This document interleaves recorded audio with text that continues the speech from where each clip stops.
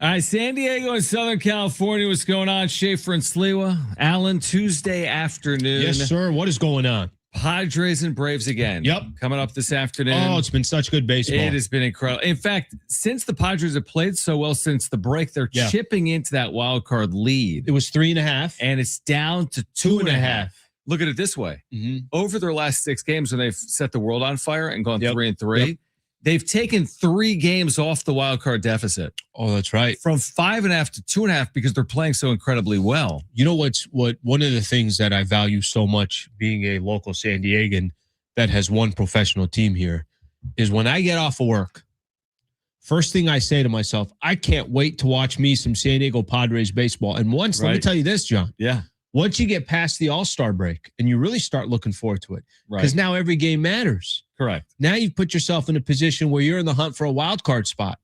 I love the losing 4 out of 5 right out the gate. That to me is one of my favorite things about this team. When everybody keeps telling me how the schedule, this is it. Every day is this is it. When you just take 4 out of 5, you just drop those 4 out of 5 and you gain a little ground. Wait, have you seen how tonight plays out? Because it's only 3 out of 4 so far. They've had the 3 in case. Have you already seen tonight's Padres loss? Yeah, they lost 2 or 3 and they lost yesterday. But, I mean, and again, I agree with foreshadowing. I agree with your general point from yesterday. Darren made the point as well. You're not going to go 1-3 your way into the playoffs. You're not playing 250 baseball over the next 60 games and going to luck your way in. With all that being said, they haven't been buried by the Miamis or the St. Louises yet. I'd like to see the Padres at least pick themselves up to some extent. There's new reporting on Mason Miller, by the way, with the trade deadline approaching. Andy Heilbrunn will join us at 3:30. Chad Bishop covers the Braves. He'll join us at 4 p.m. More of the same, though, yesterday from the Padres, where it's like, you got to pick yourself up. You need to find a way to win a game. And, of course, they don't. They lose by 1. That's probably the tougher pill to swallow is the wild card race is so up in the air. I mean, you could be bad. You can be the Cincinnati Reds and be 9 games below 500. They're 6 games out. Is that what it is? I'm not telling you that the Cincinnati Reds are actually going to make it, but what I'm telling you is that they're 6 games out. They're not 11 16. games out, 16 games out, something along those lines. That's been the toughest thing to swallow, I think, so far, is it actually does not take much to grab that last wild card spot. And it really doesn't take that much to convince A.J. Preller, go spend some of your assets. But the Padres have done everything they possibly can to say, don't invest in us. It's amazing. They've done everything they can to say, you sure you want to get home as fast as you're talking about and go watch a Padres game? They've done literally everything they can to put a bad taste in your mouth. And I get you could look at the standings and say 2.5, but that ain't telling the story of who the Padres are. The funny thing is these other teams aren't exactly giving their fan bases much reason to believe either. For example, St. Louis has lost 3 straight. They're in front of San Diego. The Marlins have lost 7 in a row straight. If the Marlins, for example, were 4-3 in their last 7 games, the Padres would be 6.5 games down at the final playoff spot. If the Marlins were 4-3 in their last 7 games. But they're not. Look at the teams in front of San Diego. One of them won yesterday of the 5. It was the Washington Nationals. The other 4 all lost. Cardinals 4-6 in their last 10. Miami 3-7. They've lost 7 in a row. Pittsburgh at 6-4. Looks like if this was a playoff pool between the teams trying to fight for a wild card spot, Pittsburgh would be the number 1 seed. Right. Arizona 6-4 in their last, but you mentioned they lost yesterday. Nationals 5-5 over their last 10, and Padres 5-5. And yesterday was you can break down, kind of walking into this game. Some of the times you're like, you're facing Yamamoto, you're facing Sale, you're facing a Sanchez, you're facing some of these elite players. There are a lot of times that the Padres are in position to win games. I mean, I'd look at the first game off of the Royals game on Friday with Michael King on the mound. Nothing's guaranteed for them. It doesn't matter whether it's a pitching matchup in their favor or not. It really doesn't matter. Right. In the most Padres fashion, to your point, is they scored 19 runs against Kansas City on Sunday and scored 2 runs against the Braves on Monday. That was entirely predictable. Did any of I was just going to say, when they're putting up all those runs, I'm like, what do you want me to do some with of them? Yeah, and the weird thing is, we talk about being 2.5 out, Alan, and we'll hear from Jeff Passan, by the way, and Mason Miller's future. Is it in San Diego or not? But at 2.5 out, we're talking about these other teams losing around them. I mean, the Padres lose that heartbreaker Friday night where they lead 6-3 in the 10th inning. It counts. They lose 7-6. Yesterday, the Braves don't even use their high leverage relievers. They just are down. They're not available because of the way they were used over the weekend. They turn to some dude with an 80 ERA on the year. He gets the final 7 outs. He looks amazing in a 1-run game. So it's like, man, if you could have just put together an inning or two the last weekend, maybe you'd be a half game out. But this is who the Padres are. We've said it all year long. That I think is the most important thing you can say when you describe the Padres. It's like, this is who they are. It's just who they've been. It would be the equivalent. It's like you got a friend that is always late. And then you need him to be on time. And you get upset when you need to be somewhere at 4:00 and it's 4:15. He hasn't showed up yet. But you're like, but this is what this guy does every single time. It's on us to be disappointed in a team that continues to disappoint. Yeah, I agree. All right, Jeff Passan goes on Pat McAfee's show today, surprisingly, since they both work for ESPN. And the question was posed not by Pat, but someone on the show, so I'll just basically ask it. It was to Jeff Passan. Are the Padres going to move Mason Miller? Mason Miller is definitely available. Now, does that mean that at the end of the day, AJ Preller, who's one of the most prolific traders of all executives in baseball, is going to flip him just a year after acquiring him for Leo DeVries, who's one of the best prospects in baseball?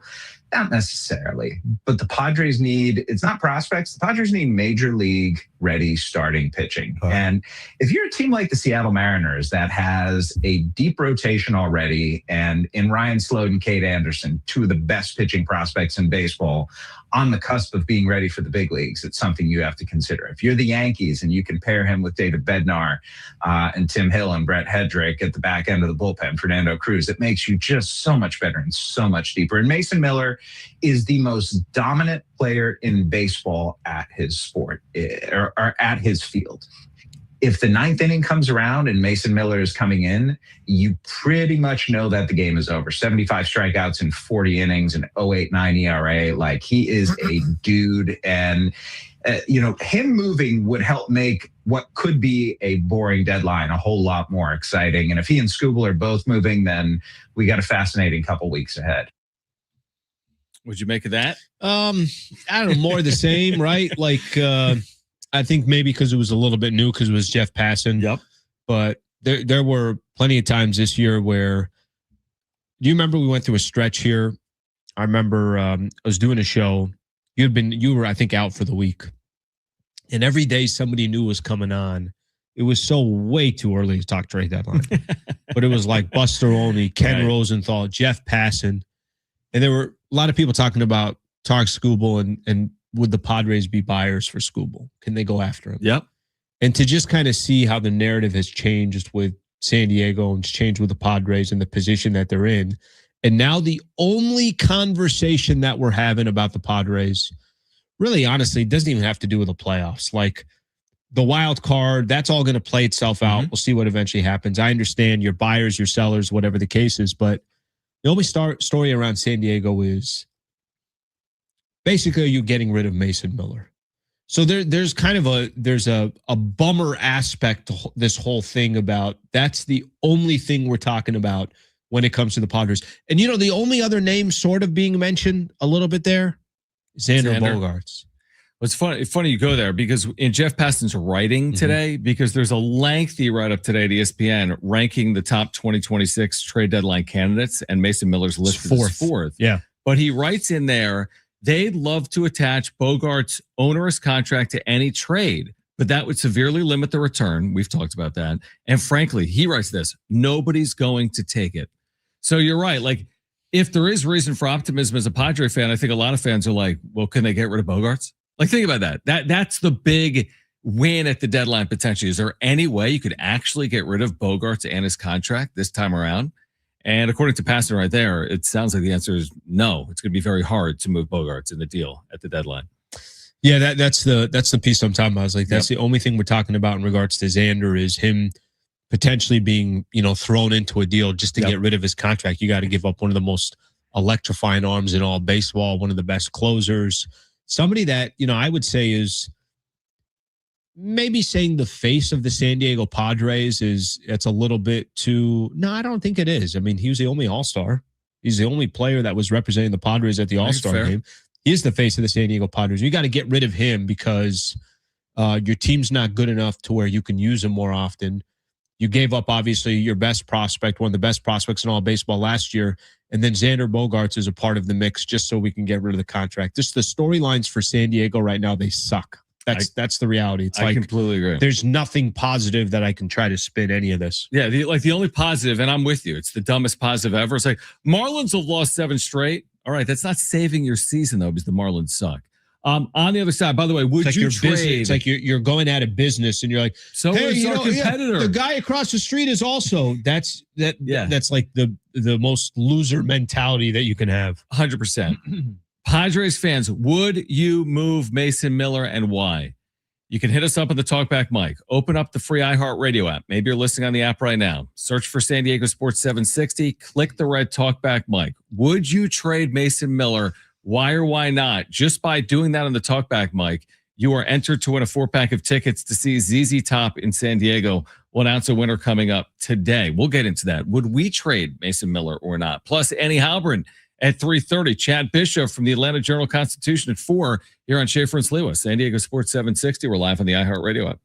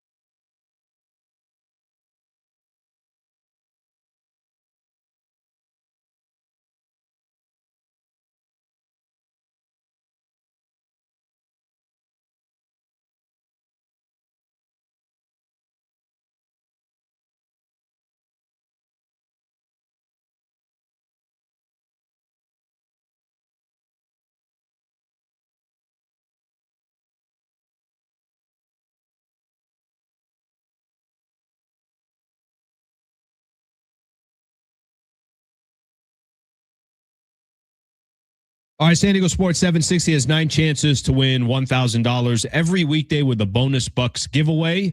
That's every hour, 9 a.m. through 5 p.m. Listen for the keyword, then enter it at sportssd.com. Your next chance to win $1,000 coming up after 4 p.m. on San Diego Sports 760. Andy Heilbrunn will join us, Alan, coming up at 3:30. We're asking you whether you would trade Mason Miller or not.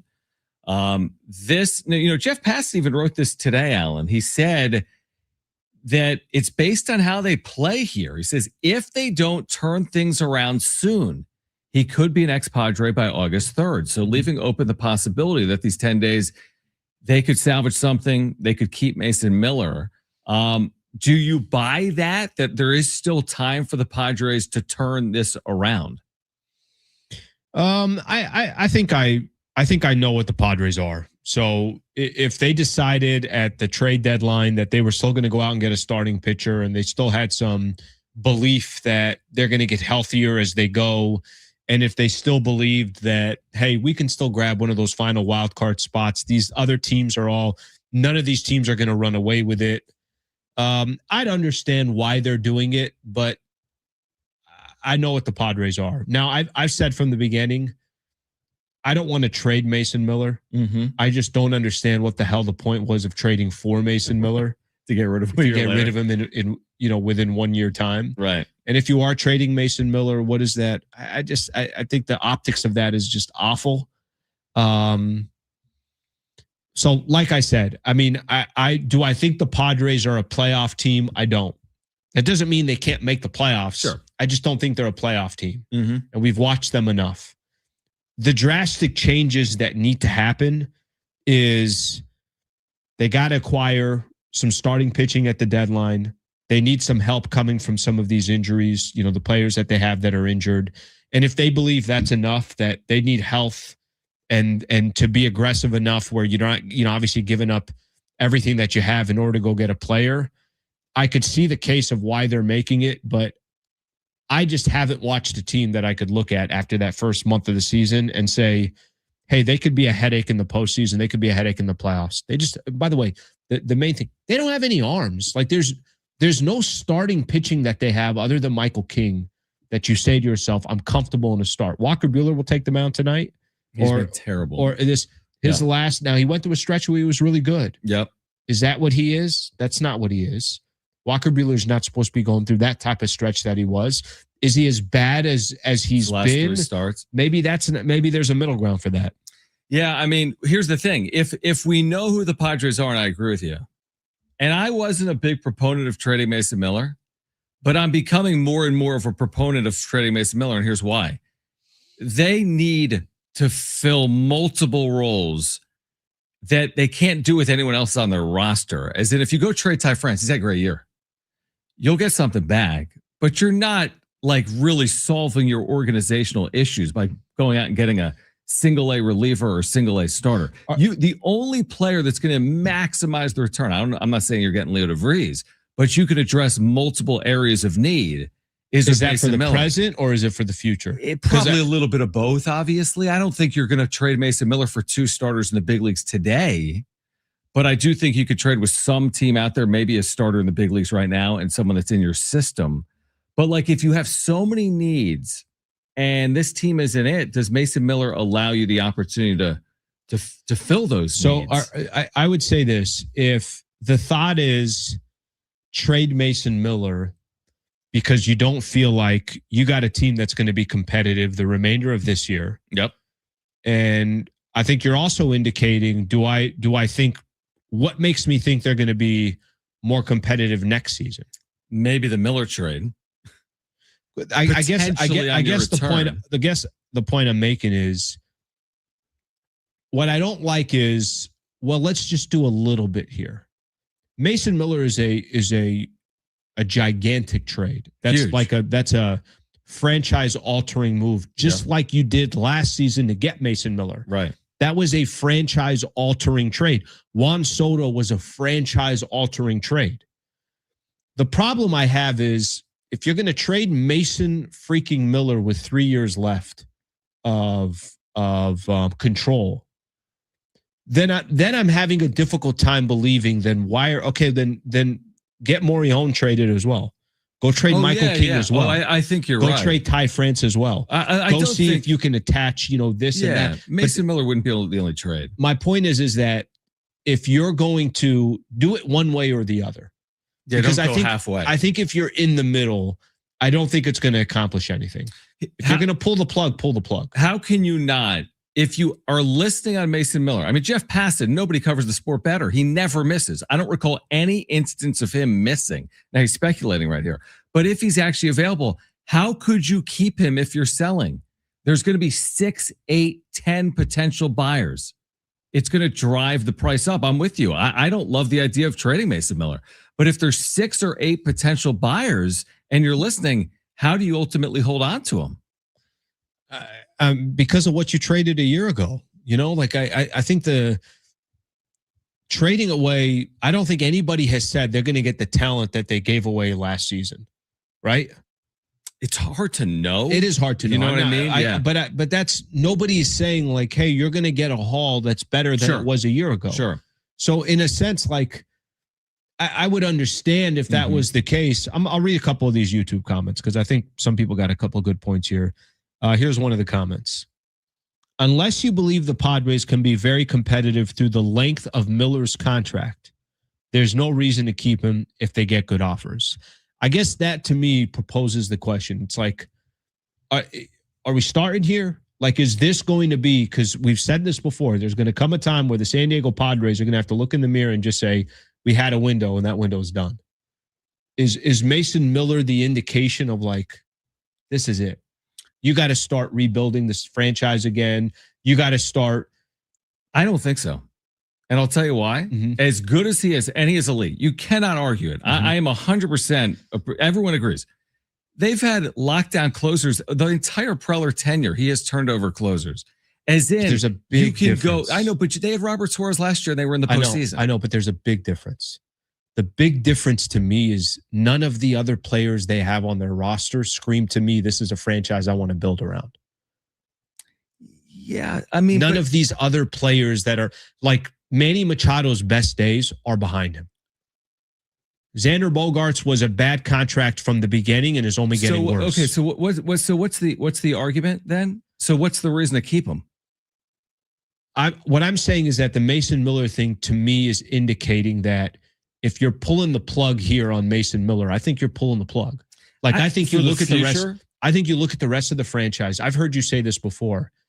Do you think you can win a World Series with the core that the Padres have? No. So because I've watched it. So I think then my point is that if you're now moving on from Mason Miller, if that's going to be the case, start that process. Let's get that process started of the complete rebuild of the San Diego Padres. What people don't, the complete rebuild, by the way, can happen in a year. When 6 teams make the playoffs, you don't have to go 50 and 110 in baseball to rebuild your team. Like they could trade Mason Miller and win 85 games next year. They traded Juan Soto and went from 80 wins to 90 wins. So Mason Miller being traded doesn't mean you're rebuilding for the next 3 years. But the players that you have, I'm only getting less and less confident in as we go. Go turn this thing over, but you can do it in a variety of ways that can expedite the position you're in on the other side. I don't think you have to tear it down to the studs to build the thing back up. I could be wrong. There's some things that need full remodels. 100%, including a good portion of the Padres core. Maybe they can get out from underneath it through this Miller deal. Maybe. God, maybe not. This is the worst Andy conversation Heilbrunn to have. from the UT joins us next. Stay with us.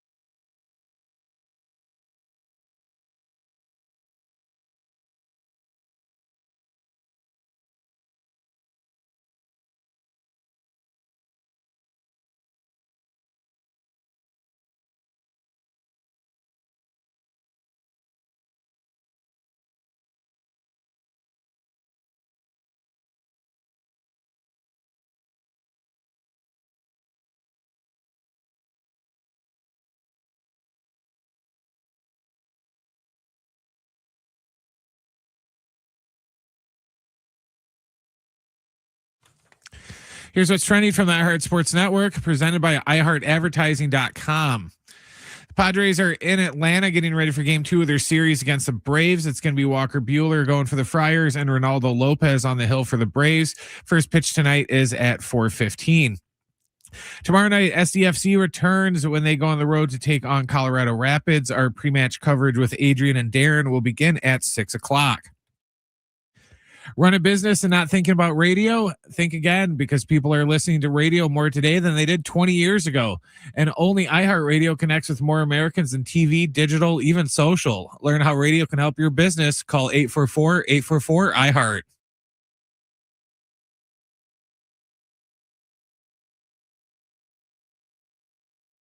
All right, let's get Annie Heilbrunn in here from the UT, dear friend of the show. Annie back with us here on San Diego Sports 760. I don't know if you heard us talking about this, Annie. Sense into you. To me.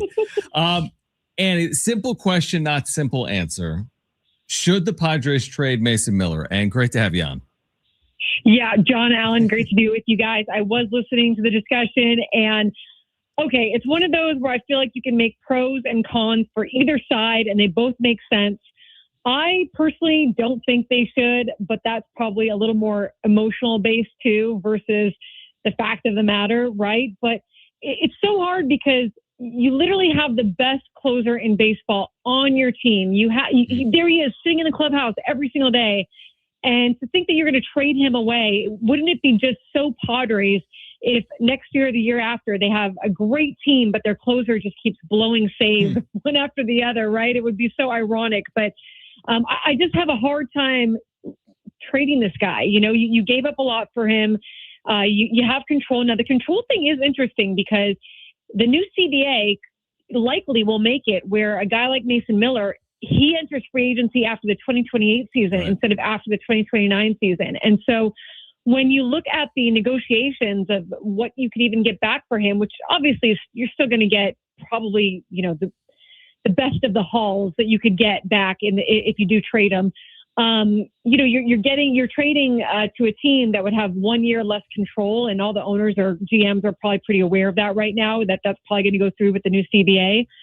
So I just don't know that you'll get back what you hope you get back. And I just have a hard time seeing this guy go be a closer for another team. But at the same time, the Padres are definitely in a pickle, and they need to figure out a way to make their team better, not just for this year, but for future years. And how much easier would this conversation be if the Padres were just doing their job? I mean, and the only reason why we're even having this conversation now, and I don't even have to go, I mean, obviously I could look at the last couple of months, but we just look at since the All-Star break, they are doing nothing to make a case for AJ Preller that this is a team that, you know, you should be investing in. The only teams making a case to AJ Preller is Miami and St. Louis and Pittsburgh. Like, it's all these teams that are fighting for a wild card spot. The fact that nobody's running away with it. Yeah, absolutely. I mean, I woke up this morning. When I checked Twitter, I saw John's tweet that was like amazingly, you know, they've gained a game in the standings. And I was like, no way. I go and I check. Not that I didn't trust you, John, but I go and I check the standings.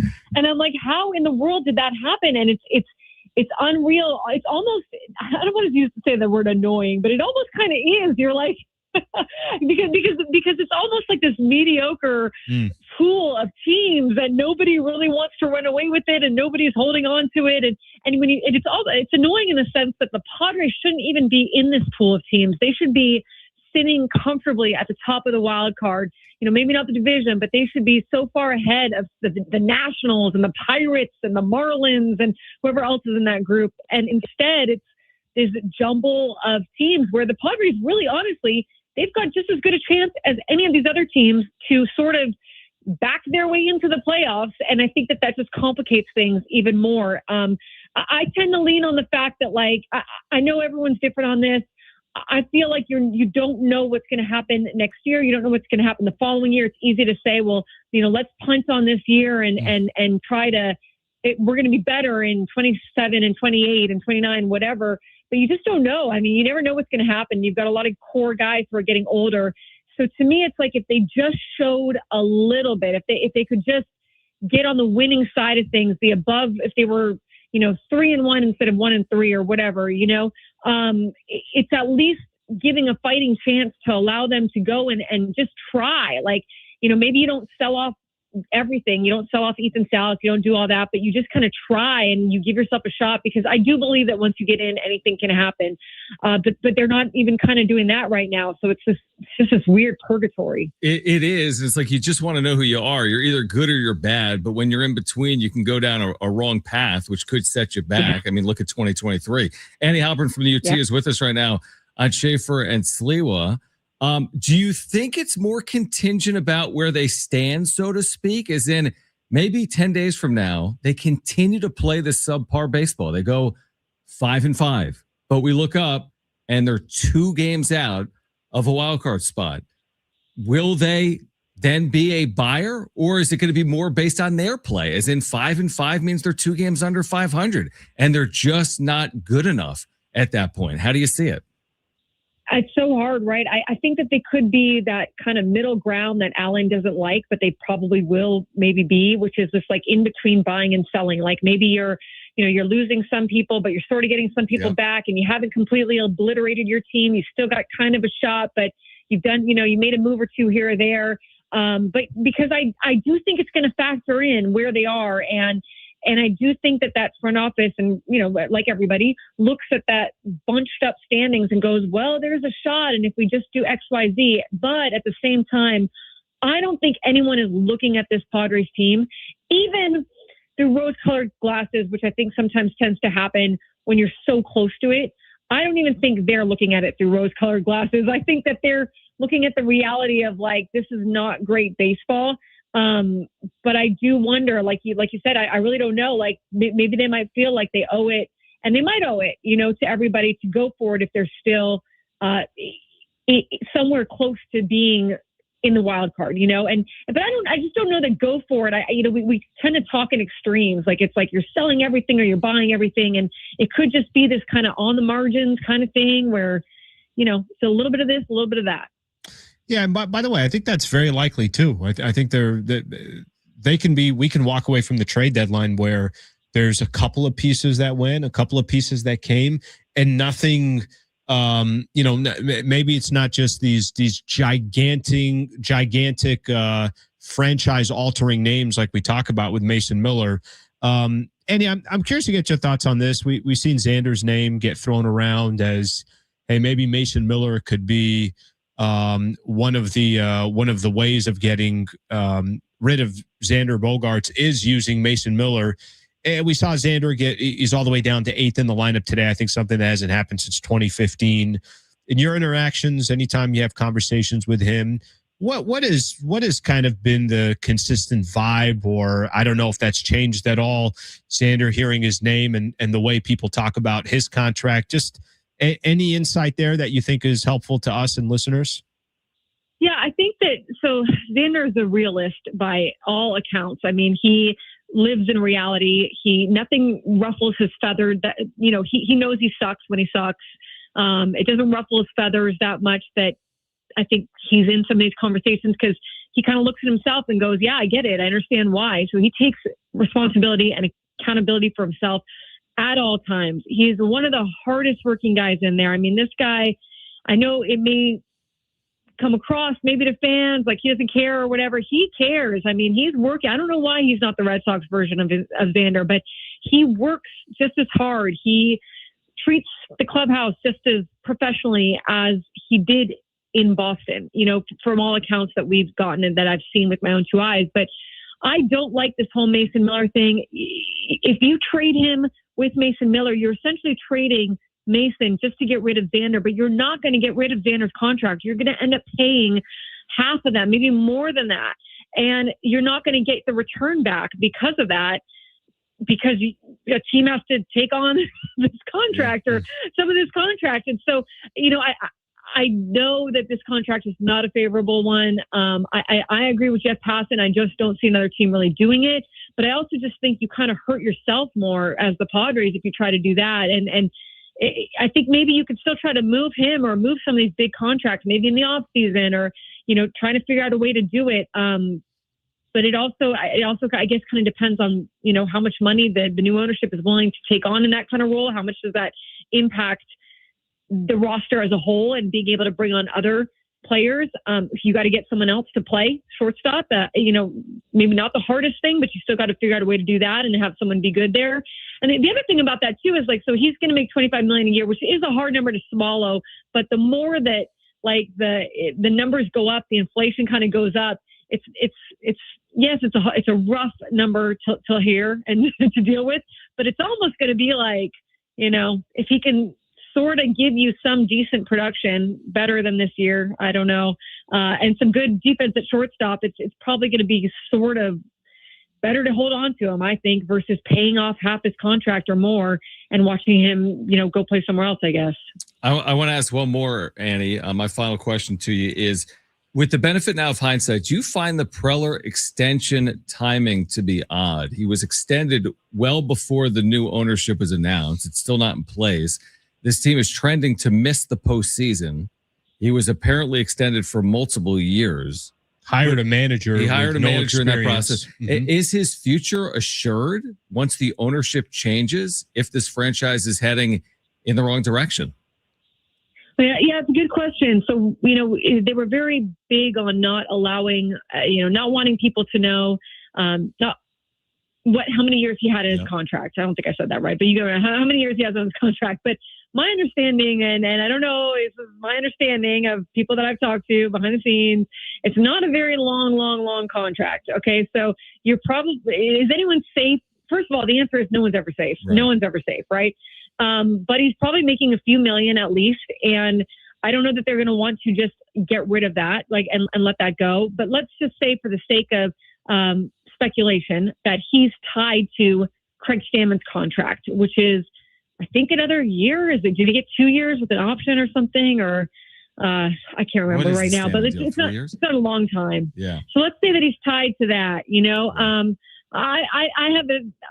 I feel like they would probably hold on to them. They wouldn't want to necessarily do anything rash or necessarily just eat that money, and there's a good reason also maybe to hold on to people, because you don't know what the lockout is going to entail. And maybe you don't go and, make some huge changes, not knowing how much baseball there will be next year, or what kind of contracts you'll have to absorb, or how the CBAs are going to change and all that stuff. So I think that he's safe enough right now. And I do think also, look, these new owners, no offense to them, I'm excited to see what they bring to the table, but I don't think they're coming in with a ton of baseball knowledge. They're kind of taking this on as a part of their, portfolio and something that they wanted to do for a long time, but they were also in on I think, other sports leagues and teams, so how much are they going to want to change versus what tends to happen in these situations where everything is sort of status quo for a while until you sort of get your feet under you and see how things are running and working and all that stuff. And so I think there's a lot of things that go into that. How much money are they going to be willing to spend right away? I don't always believe that, I think they'll want to make some kind of splash, but with the lockout year, it could be a weird year to do that, so there's a lot of unknowns. There's a lot of unknowns and wrinkles and all kinds of things that are working here. But a long answer to your question is he's never safe, but he's sort of safe right now. It's a fascinating time. Yeah. If the Padres win today, they'll add Scooble. If they lose, they'll trade Mason Miller. Annie, thank you as always. We appreciate you taking time for us. Hey, I appreciate you guys having me on anytime. Have a good one. All right, great stuff. Annie Heilbrunn at the UT. You got her with that last one. You got it. Yeah, that one just ready. Just I was ready. Locked and loaded. Okay, on the other side, more on the Padres and the decision you referenced with Annie earlier and why they did it now as opposed to earlier. We'll discuss in greater detail. On the other side, Xander finally moving down in the lineup. Is it 60 games too late? We'll discuss coming up next. Coming up at 4 p.m., Chad Bishop from the Atlanta Journal-Constitution on Schaefer and Sliwa. San Diego Sports 760 live on the iHeartRadio app.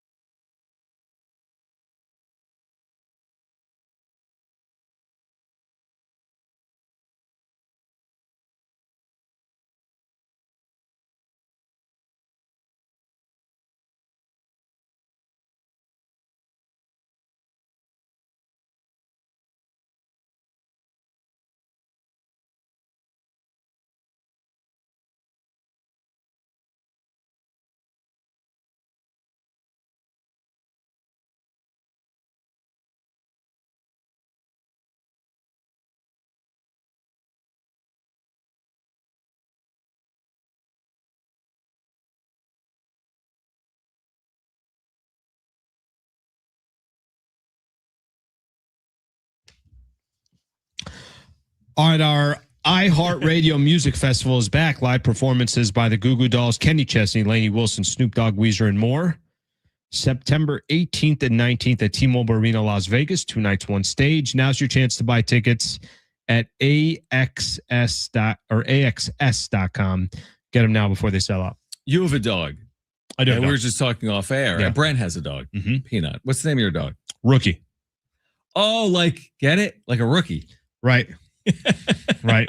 Peanut, like a peanut, right? Get it? It was rookie or two-way. We were going to give him a two-way Julie- contract. Yeah, like a two-way. Exhibit 10? Did you consider Exhibit 10 for the name of your dog?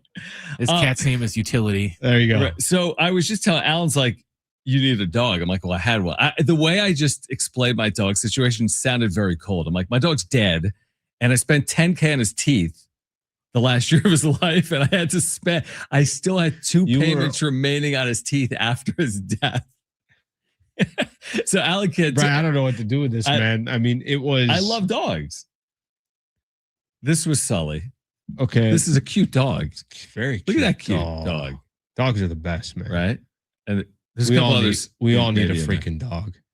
But I've always said this. You throw a dog into an office, I don't care what the energy of the office was before. it's better. Completely with a dog. changes the energy. So If your business is not doing well, lob a couple dogs in there and just a couple take your of golden chances in there. retrievers. What kind of dog is your dog? He's a golden retriever.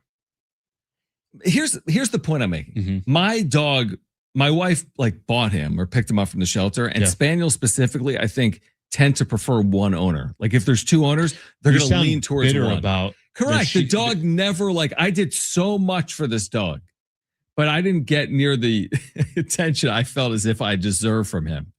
He took it for granted. I walked him like every day. Brian, First I the don't- dog and then Jones. It's Brett, like nobody I- picks John. I don't get the angle here that My- your man has. You've my worked with John a angle- lot longer than I have. But here's what I've heard. He had a dog. Right. He spent 10 G's on the dog's teeth. Correct. 2 months after the dog passed, he still had a payment left over. Which I still paid. And then he just said that the dog chose one of the parents My wife. and he chose the wife. That's what I'm saying. And you did all the work. I did half the work. I think this is more on you. You didn't build a connection with the dog. I tried. I don't think you did. It's I like one of those definitely things. tried. No, it's like one of those things where, it's like you start working on a project and if it doesn't go your way, you're like, yeah, that's it. I'm not putting any more effort into this. I will say early That's on on in you the on the relationship, dog. early on, there was a day I never have owned a dog. I grew up with cats. Okay. Which maybe that's more on me. So I don't know if we were speaking the same language, so to speak. Okay. Early on, he had a piece of toilet paper in his mouth when Okay. he was like 2 years old. We got him when he was like 2, right? Yeah. We had him for 10 or 11 years. Uh-huh. Well, I didn't know you couldn't. I walked up to him to try to take the toilet paper out of his mouth because it Okay. looked like it was almost stuck on his mouth. He didn't Okay. even know it was Well, there. what happened? It did not go well. He growled like a crazy person. Yeah, it happens. But that's I was him. trying to take something of like a precious commodity from Well, him. you're going at his mouth, number one. But that's not like an uncommon thing with dogs. You gotta be a little more strategic with it, I took it personally. a little more creative. So that was the day that you kind We of went different directions. And that was when he was about 2 weeks into our household. So the next 10 years were a little tricky. Maybe it was just a playful growl. I don't know what to do. with Peanut this. likes growling when we play tug of war and stuff. Of She doesn't course. want to This kill dog me. wanted to murder me. Well, there's times my dog wants to murder me, but really? you got to put your foot down and be like, yeah, it I, ain't I happening. ran away after the situation. So I guess it's a long way. Most dogs, you just got to like literally just let them snap out of whatever they're doing. Like the Yeah. moment the toilet paper is in his mouth and he's growling at you, if you just said, "Where's your ball?" they completely forgot that they have toilet paper That's in their fair. mouth. Like Ocean View Coffee Shop says, John, he knew you were a cat guy, which is possible. But now we don't have a dog or a cat. And I have a 7-year-old. And I've mentioned to my wife, I'm like, I'll get a cat. And she's like, I don't want a cat. And she's like, I'd get a dog. I'm like, well, it wasn't perfect the last. Get both. Can I You're just good. make this You're point? good. Because you had a dog. Did you grow up with a dog as well? You've had dogs throughout your life. No, This we is your haven't. first dog. Yeah, I mean, we had a dog for a couple of years growing up, but like I don't think any of us knew what the hell we were doing with a dog. It was like a Middle Eastern family that just came from Iraq and like you threw in a dog, and I don't think anybody knew what to do. Okay, well, here's my point. So now I'm much more prepared. This may sound cold-hearted. It's already It the already last does. 5 minutes has been cold-hearted in the dog community. True, but there's no dogs listening, and if they are, they don't. Okay. We're not speaking this. I'm not worried about the dogs. I'm It's worried about the owner of the dogs. the owners.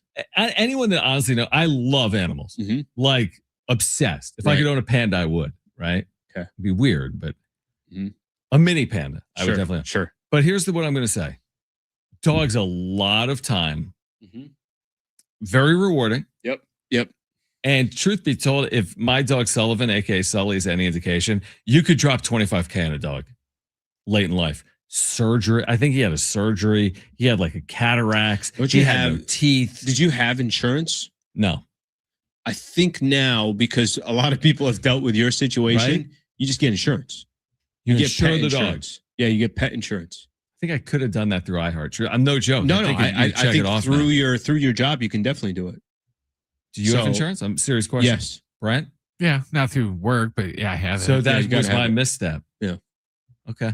I just did it because I brought Peanut home at like 9 weeks. So I had to pay for all the shots and to get spayed and everything else. And insurance, they paid for a good chunk of that. And I think if we learn something, if you don't have a dog and you want one, don't listen to John ever again about dogs. Dude, the shelters are about to be filled up based on what I just had. No, I love dogs. I would adopt a dog tomorrow. I'm telling you, you put a dog in every household and every job, we're good. There's no issues in the world. Like we said, any issues between countries, throw a couple dogs in there. You're good. That'll create world take peace. care of everything. And by the way, that just summarized why Xander Bogaerts tonight is batting eighth. Right? Exactly. As we said. Exactly like we said. As we said. Chad Bishop, Atlanta Journal-Constitution on the Braves and the Padres and the trade deadline. On the other side, hour 2, Schaefer and Sliwa coming up next on 760.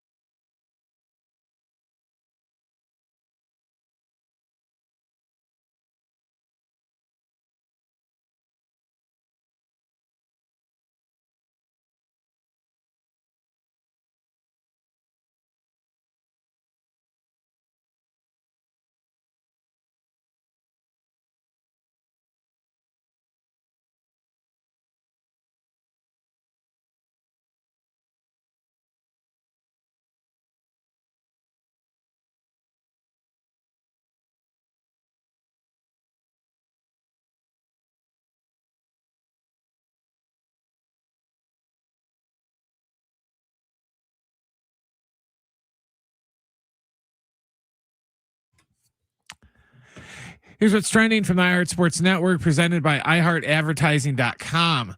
The Padres are in Atlanta getting set for game 2 of their series against the Braves. It's going to be Walker Buehler going for the Padres and Ronaldo Lopez on the hill for Atlanta. First pitch here is at 5:15, about 15 minutes from now. Tomorrow night, SCFC returns. They will go on the road to take on Colorado Rapids. Our pre-match coverage with Adrian and Darren will begin right here at 6 o'clock. Run a business and not thinking about radio? Think again, because people are listening to radio more today than they did 20 years ago. And only iHeartRadio connects you with more Americans than TV, digital, and even social. Learn how radio can help your business. Call 844-844-iHeart.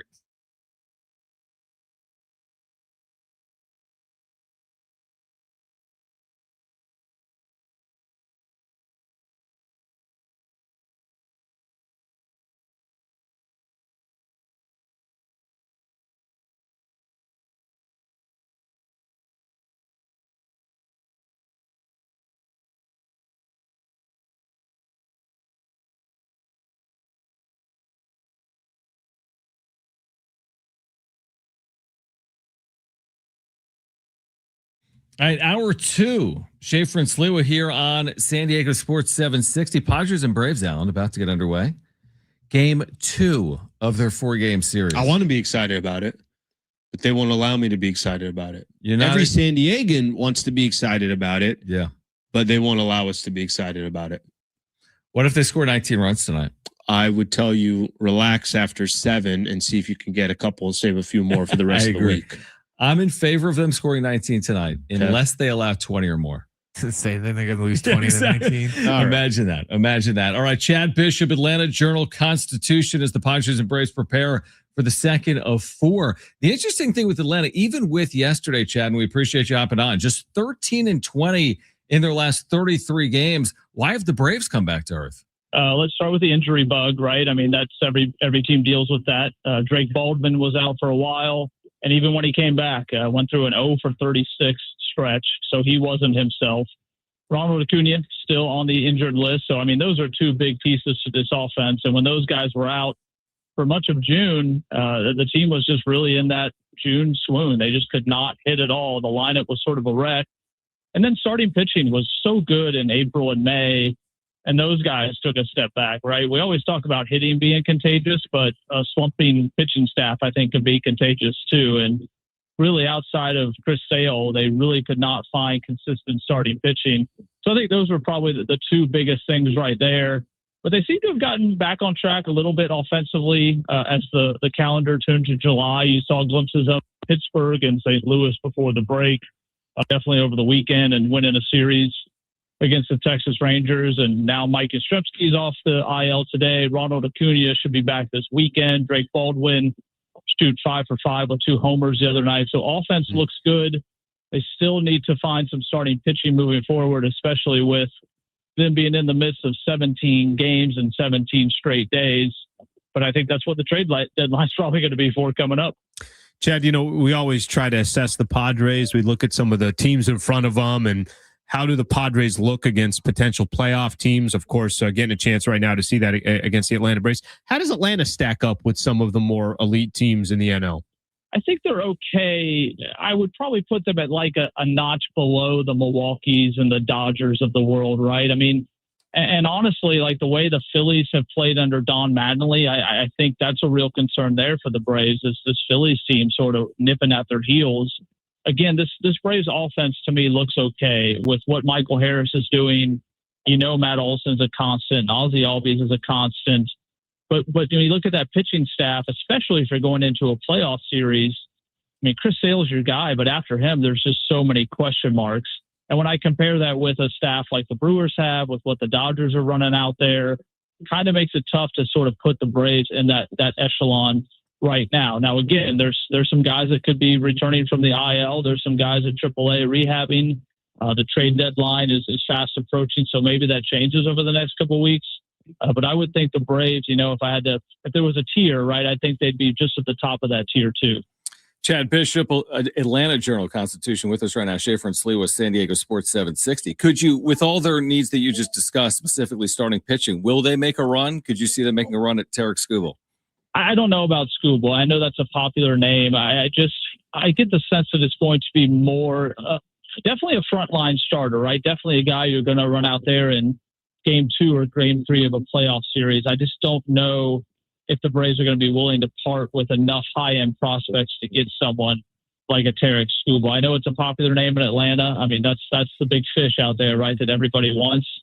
I just haven't heard enough evidence that he's going to be a guy that the Braves go after. Chad, just from your perspective, we're watching the Padres every single day, and they've been, let's just say, wildly disappointing, especially these last couple of months. We'll see what happens at the trade deadline. A lot of people asking the question, it's going to depend on how they do over these next 10, 11 days or so. How do you view the San Diego Padres? They've been a team that's been at least knocking on the door as far as getting to the postseason. Obviously played the Atlanta Braves back in 2024 in that wild card round. How do you view San Diego today? Well, I remember, being out there in June and sort of, discussing this with folks. And, I liked the top half of the Padres lineup, right, with Tatis and Machado, and you could throw Jackson Merrill in there, and, even a guy like Ty France.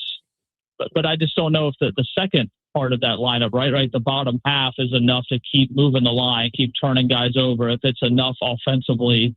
And sort of the same token, right, with the pitching staff. I mean, clearly they've had the Braves number for a couple of years now and are able to run some guys out there and compete. But again, we talked about, with the Braves being upper tier or maybe upper echelon. I think that's sort of the way I looked at the Padres. Like, yeah, they look okay in pieces, right, on paper, but maybe not a complete team. Like, this one area isn't top of the line and this other area isn't either. So again, some interesting good pieces, right, but maybe not a complete unit in all areas. How do you think the teams fighting to reach the wild card in the National League treat the trade deadline? Because you look at it, Chad, and it's remarkable. It's like nobody really wants it. St. Louis has played poorly. Miami's been awful. Pittsburgh's been up and down. I mean, there's so many teams within 2 or 3 games, including San Diego. Do these teams look at it as an opportunity, or do they look themselves in the mirror and be like, even if we make the postseason, what are our chances in the National League? How do you see that playing out? Yes, that's a great question. And it's interesting because Alex Anthopoulos, the GM for the Braves, is on radio the other day bringing up that exact point. It changes day to day. I mean, one team can go on a 5-game winning streak and completely change their outlook on how they want to approach this, or vice versa, lose 6 of 7, right, or 8 of 10. It's going to be incredibly interesting to see. A few weeks ago, right, we thought the Marlins were going to be right in the thick of this thing, and now they're kind of out of it. I think the teams like the Milwaukee's, right, the Dodgers, Braves, some of these first place teams, the Phillies, I think we know, right, where they stand and what they're going to do.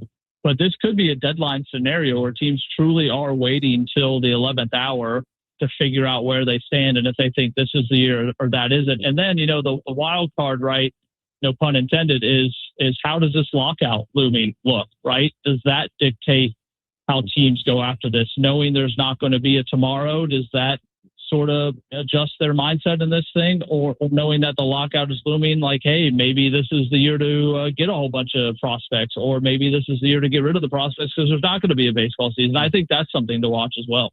Chad, it's interesting. That was going to be my next question. As you kind of, I put San Diego into this realm, and it's so interesting out here because Padres, look, I'll give them this. They've definitely swung for the fences and struck out many times. I think you could look at some of their past trades and whether it's worked out or it hasn't, but they do have this player in Mason Miller. And, I don't need to tell you just how great of a player he is.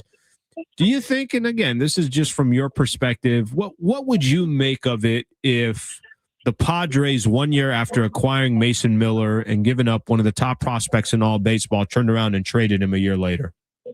That would seem a little nonsensical to me, right? I mean, if you got a guy who, and especially after, you let Robert Suarez go, and now he's wearing a Braves uniform too, right? I mean, that's 2 top of the line closers right there. They don't come around every day. So that wouldn't seem, I guess from an outsider perspective, would not seem to make a whole lot of sense. But again, if there's a possibility to get 3 or 4 guys that you think could build the depth of your farm system and your roster and your organization, and knowing that you can sort of work and develop those guys over the next couple of years. And maybe Mason Miller is in a different league, right? Or a completely different division. I don't know, right? GMs can probably talk themselves into anything, right, on paper. So I think it certainly would be disappointing if that happened. But, I never say never in this business. Just when you think someone's untouchable, that's when they turn around and get dealt. So I'll be curious to see how the Padres go about it. Chad Bishop, Atlanta Journal-Constitution, with us right now. Schaefer and Sliwa, San Diego Sports 760. Final question for me, Chad, is about the Braves. One of their strengths has been their bullpen, right? And yesterday we didn't really see it in the opening game because of availability and guys being down, yet they still were able to preserve that 3-2 win over San Diego. Is Atlanta kind of set with the bullpen, or are they still looking to potentially add to the back end? I wouldn't be surprised if they added somebody else. It is a great bullpen, especially when it's healthy. Robert Suarez on the IL right now, but when he comes back, he's the setup guy, and Raisel Iglesias is a closer, and Dylan Lee has been an outstanding seventh inning man. But you guys know you can never have too many arms, and especially when you get in the playoffs and that starter has a bad day and he's out after the second inning. Having as many high leverage guys as you can sort of stock up, I would not be surprised, because everybody's focused on the starting pitching issue with the Braves. But if you have one of the elite bullpens in the game, and you could make it even eliter, in a word I just made up, I think you go and do that. So I would not be surprised if they're in the market to try to add to that bullpen. Chad, just looking at the wild card race, as you look at some of the teams there, I know Atlanta trying to hold off the Phillies there, but when you look at some of these wild card teams, take out Philadelphia, take out Chicago for a quick second.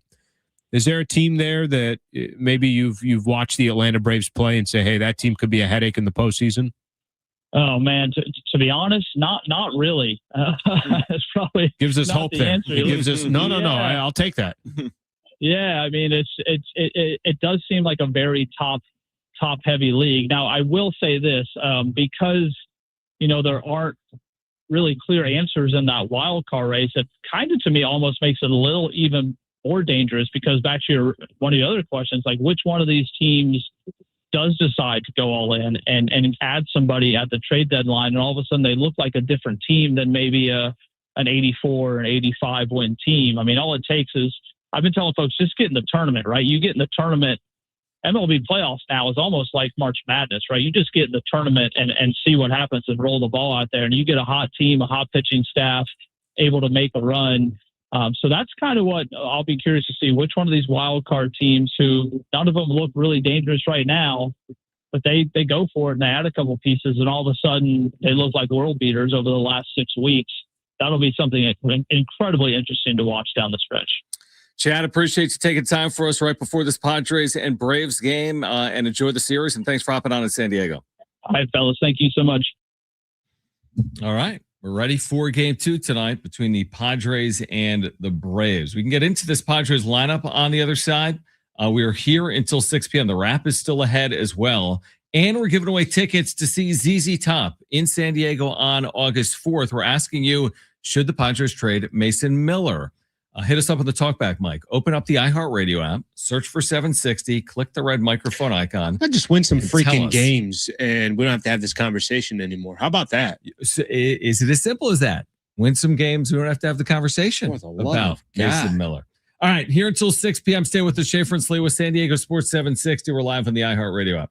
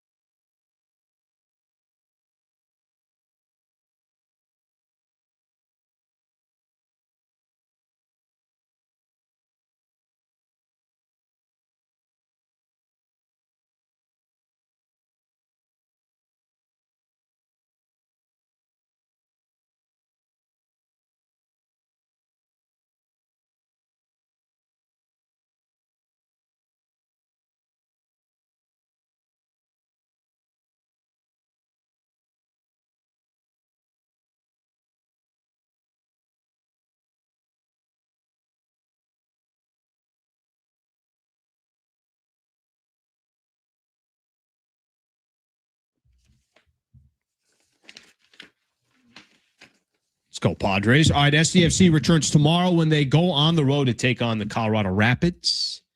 Our pre-match coverage with Adrian and Darren begins at 6 p.m. right here on your home for SDFC San Diego Sports 760. I told you this yesterday. We were talking about World Cup and how the kind of wave, how we can kind of ride that wave a little bit here. Mm-hmm. I'm really looking forward to getting these guys back going here tomorrow. Tomorrow night, SDFC in Colorado, 6 p.m. pre. You got a home game coming up on Saturday. Right. So they're going to start. I think Darren was telling us yesterday, there's 19 games left in the season.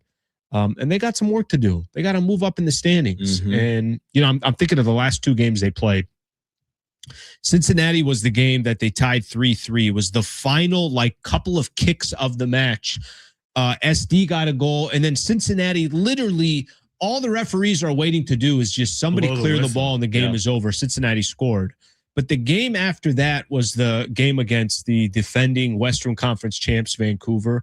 Vancouver blew through SDFC 4-2. So they got some work to do. They got work to do. And the interesting thing there, to your point, is that they have 19 matches remaining. I mean, they've only played 15, so they still have more than half their season.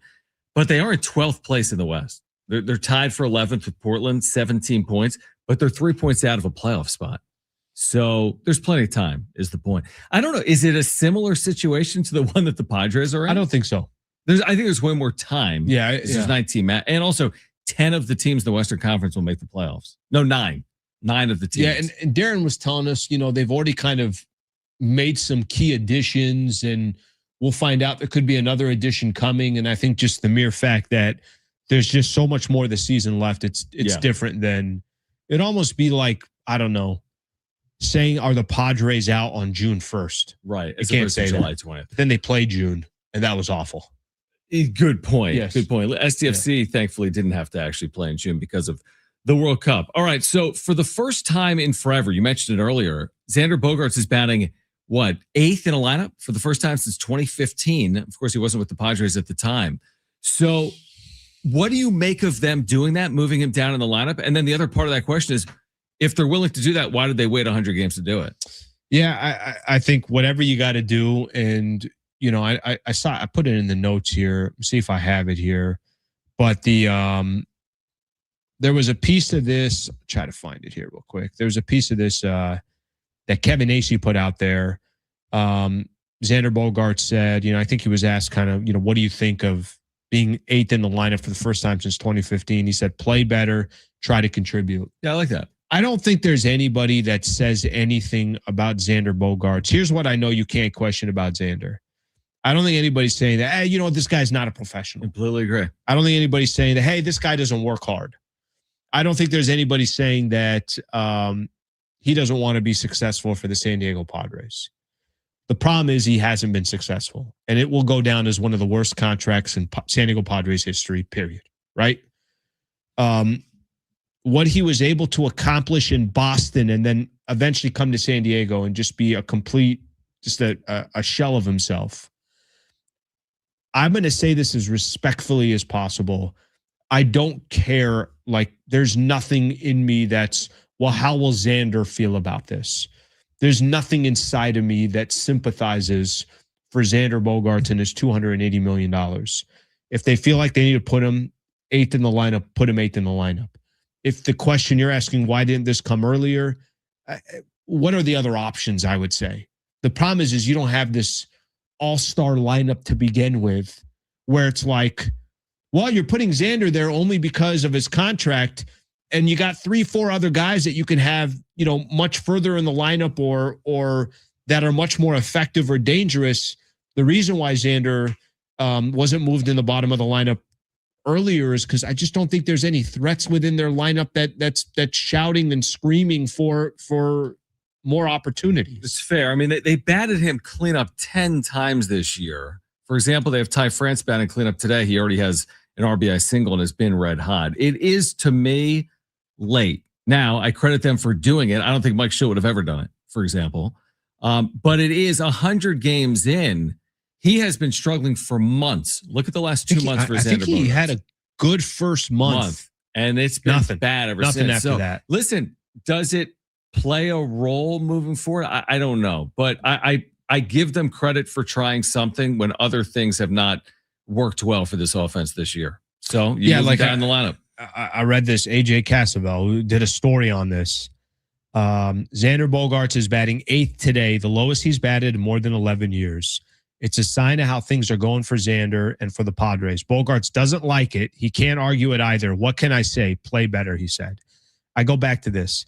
I have zero sympathy for Xander Bogaerts. I mean, I don't want to hear anything from Xander Bogaerts that he ain't happy with this. And listen, I'm not telling you that he is out there complaining or he doesn't like it or any of that stuff. But if Xander Bogaerts was looking at this from a fan perspective, looking at a San Diego Padre that was really excited when they signed him, even though a lot of people knew, like, hey, this is very, very risky.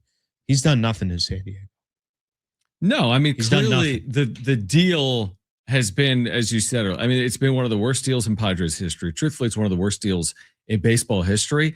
And unfortunately, now comes the hard part of it, where you're going to bat Xander lower in the lineup. You got to figure out what his future is, even if you don't move him at the deadline. I don't expect them to. Yeah. That still doesn't solve your Xander problem. If you trade him, it kind of does. You might still have to owe him a lot of money. If you don't move him, you're in the same conundrum on the other side in 2027. So batting him 8th doesn't do everything, but batting him 8th is a recognition that he is woefully underperformed. Forget about the last 3 years throughout the course of 2026. Is Xander's contract, maybe this isn't a good example of it because that's on your organization to pay him what you paid him and give him the amount of money. But is Xander not a perfect example why just these absurd lengths of contracts need to be figured out? Yeah, I mean, all of them are bad. By and large, across baseball, give me a contract that's aging deal, well. Yeah. like a 13-year deal that is going to, like the Pujols 10-year Angels deal. There's so many bad contracts in baseball history. Of maybe not all of them, like a lot of them though. A lot of them. All right, the wrap. On the other side, updates between the Padres and the Braves, giving away ZZ Top tickets. But the wrap coming up next on Schaefer and Slee with San Diego Sports 760 live on the iHeartRadio app.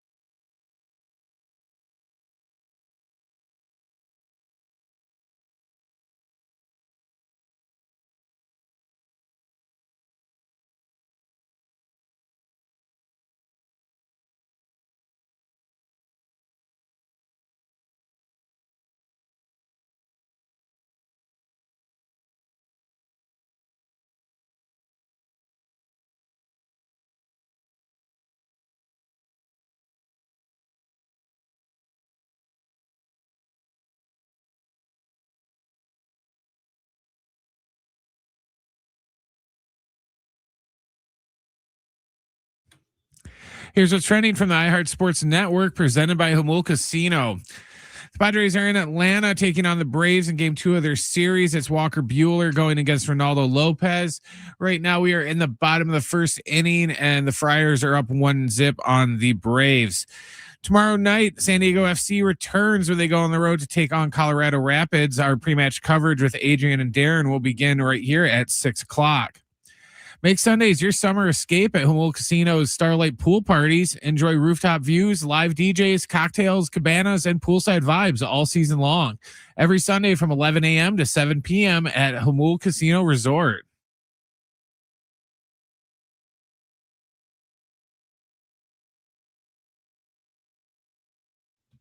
All right, Schaefer and Sliwa, San Diego Sports 760 on this Tuesday afternoon. If you missed Andy Heilbrunn, you'll hear a conversation with Andy from the UT coming up at 5:30. Now, when do we normally do the wrap? 4 p.m.? Yeah, we had 4 p.m. hour. But it's movable. But it's movable. It's like movable. Furniture. Furniture. I don't move a lot of furniture. You know, like seriously, once I have it, very rarely do I move it. So since I started moving to an apartment since I get the job here, and most of the places kind of give you this option of like, hey, you're buying a couch, you come pick it up, or we could have somebody come deliver it to you. Yeah, I'll take the delivery. I'm going to go ahead and pay for the delivery and everything else. I mean, I watch these guys. I mean, God bless them, but just what they're moving around and lifting, plus like putting stuff together. I know it's not a big deal, but it is to me. I'm just not the guy. I'm always amazed when you're on the highway and you see someone that has like a couch attached to the top of their like Kia with like strings around like the. I'm like, is that safe? And I know the answer. I don't think it is. I'd prefer just please deliver this safely to my home. The wrap's a lot like Xander Bogaerts. We can move it up and down the lineup as we see fit. That's well said. The only difference is the wrap's actually a good segment, and Xander's not a good baseball player. Wow. All right, let's get to it. It's time for the wrap. Presented by Sombrero Mexican Food. Check out their website at sombreromex.com. Is LeBron James still the most powerful player in the NBA? That's kind of an interesting way to look at it. Because one way of looking at it is he's the most annoying player in the NBA. But another way to look at it is, I think he's still the most powerful player. Help me out here, John.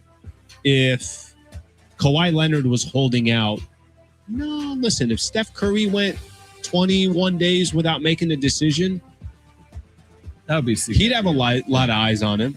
If Wemby, he'd have a lot of eyes on him. But I still think I could kind of live with this. I do think LeBron is still the most powerful player in the NBA. Yeah, I think that's probably fair. I would say this, that if this offseason Victor Wembanyama was a free agent, I think that story would be basically just as significant as LeBron James being a free agent. They'd be different stories. But LeBron is still right there in terms of his like marketability within professional sports and the NBA. I think it's also there's such a long history and a track record, and people are used to talking about LeBron. It's kind of an easy story for these networks. It's an easy story for, you know what I mean? Like I think that's it's an easy way out in regards to that conversation. I think the NBA in lots of ways, when you're the face of the league, you're the face of the league until you're out. Until you're out, pretty much. It's almost like being in a gang. When you're finally retired and you're done, then you're out, and somebody else will take that mantle up. And I think that's the way it is with LeBron. You could say that. I mean, give me the greatest players over the last 10 years. You could put Kobe in that conversation. Until he was gone, he was still one of the faces of the NBA. Oh, Steph is still obviously in that category. Yeah, that's a good point. That's a good point. Next question. Outside of Mason Miller, who do you want the Padres to hold on to? I still think there's a tremendous amount of value in Michael King. I don't want to see Michael King go. I mean, that to me, I mean, look, you could look at some of these bullpen guys. You could look at Jason Adam. You could look at Adrian Morihone. You could look at Jeremiah Estrada. There's some valuable pieces that the Padres have, but Michael King to me is he's been money for the Padres for a while now.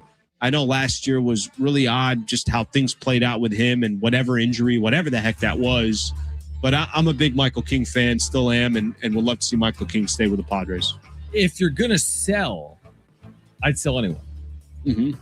So, like, if you're going to sell, I honestly, the more we've talked through it, if you're going to sell, I would trade Mason Miller. If you're going to sell. Can't Michael King be a part of your team next year as well? No, maybe. It's his call. He's a free agent. But I think the money is decent here. Question is he going to get a long-term offer somewhere else? It's like you're getting $25 a year here. Mm-hmm. But if you outperform that 1 year, $25 million deal, I don't know if he has. Do you take like an option in the next 2 years? Yeah. This year and next. But if you get out of this year with a 3.4 ERA, can you get 5 years, 100, as opposed to locking yourself into another 1 year, $25 million deal? My point, if you're going to sell, then I would trade them all. Obviously, if you're a buyer, it's a completely different conversation. But all those the players, most valuable outside of Mason Miller? The thing is, they're all rentals. Mm-hmm. Anyone that's realistic is a rental because you're not trading Tatis. You're not trading Machado. So I'm okay with them trading anyone, truthfully, if they're going to sell. Next question. Has Ty France been the Padres' biggest surprise this year? Ty France. All right, who would be in that category? I'm trying to see here. Who's in the category of biggest surprise? Andahar for a little bit, Bueller for a little bit.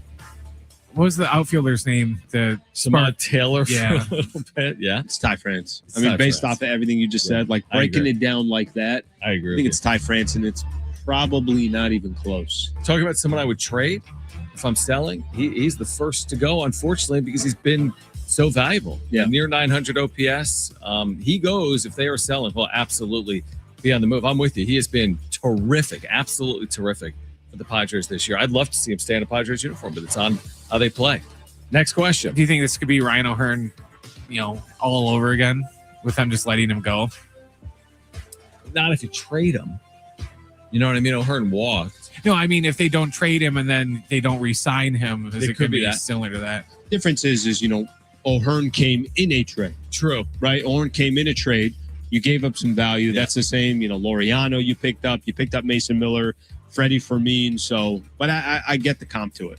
All right, next question. Do you guys think SDFC is a playoff team? Here's what I will say, and this is my only concern talking about SDFC. I feel like we've been told now, this is before the World Cup, came in and stopped everything, of course. We've been told SDFC is going to turn a corner, SDFC is going to turn a corner. Yep. And I feel like we were told that for about 2 straight months while watching SDFC on a weekly basis. Sometimes they play twice a week. I didn't see it. Now, we're being told again, get ready for the second half of the season because they're going to churn things around. I think they're a playoff team, not based on what we've seen so far, but based on what we think they can be and how many teams make the playoffs. So I think that would be kind of my combination here. Yeah, I like that. I agree with you. Again, 9 out of 15 is not 6 out of 15. So, listen, if the Padres only had to be top 9 in the NL, they wouldn't be selling, just under the assumption that you'll just figure it out. Then even they if would you're be 10th. Then they would be a game and a half out. I think that's actually right. Rather than 2.5 out. It would be about a game and a half. If 9 teams made the playoffs, so of course you punt on nothing. Yeah. Unless you're like the worst teams in baseball. But I'm with you. They'll find a way into the postseason. I'd be surprised if they did. Yeah, I think they will. I think they'll find a way in it. So Xander Bogaerts, you mentioned the fact that he's batting 8th for the first time in over a decade. His first AB as an 8-hole hitter, he hits the ball on the screws. I thought it was out off the bat. And of course, Michael Harris, the center fielder for the Braves, who's sensational, just made a unbelievable play on Xander Bogaerts. So no matter where Bogaerts hits, it doesn't really matter. Yeah, based on what at bat. I go back to what I said. I mean, it's been. I remember early on when you and I just started doing a show together, and I remember asking you, and then I think maybe that same day we were interviewing AC. Okay, I asked you something. I'm like, why isn't there more frustration with Xander Bogaerts? Right. And you're like, nobody you just cares. run out of energy. No, it's people care. They care, but when you lost say faith. the same thing over and over again, you start like, all right, there's nothing I can do here. Mm-hmm. Remember asking AC the same question? He's like, yeah, everyone's exhausted on the topic. Yep. So, I go back to it, and here we are. We're fast forward to X amount of months later, and it seems like everybody obviously still nothing has really changed on that front. Let's put it that way. How big of a win would it be if we woke up on August 4th and Xander Bogaerts had been dealt on August 3rd? How big of a win? You know, it's like you're cleaning your books a little bit. You ever, I don't know, it's like after you're done filing your taxes, there's a little bit of like, got that out of the way. Yeah. Right. And I almost feel like that's what Xander is right now. He's just this weight that's just part of the franchise. Like I could tell you that Manny Machado, I could say that, well, his contract's going to be awful for years to come. Whether you love Manny or not, Manny's been a pretty damn good San Diego Padre. Like, yes, there's been, I can find things to complain about, but for the most part, Manny Machado has been productive. Mm-hmm. Okay. Would I want him to be more clutch in certain situations, in certain moments? And I could sit here and tell you that there's other players in Major League Baseball making just as much money as Manny Machado that haven't come through. But Xander, there's nothing. Tell me a moment that you remember Xander with the Padres. What's a moment? Give me a moment. Nothing. Think about that for a second. Yeah. Like, there's no moment. No. I can tell you, I can name off Jackson Merrill's only been with the San Diego Padres for, a short period of time. For the love of God, I can give you Gavin Sheets, Ty France. Yep. I give you moments for a number of different players. Ryan O'Hearn's first, was it O'Hearn? No, it wasn't O'Hearn.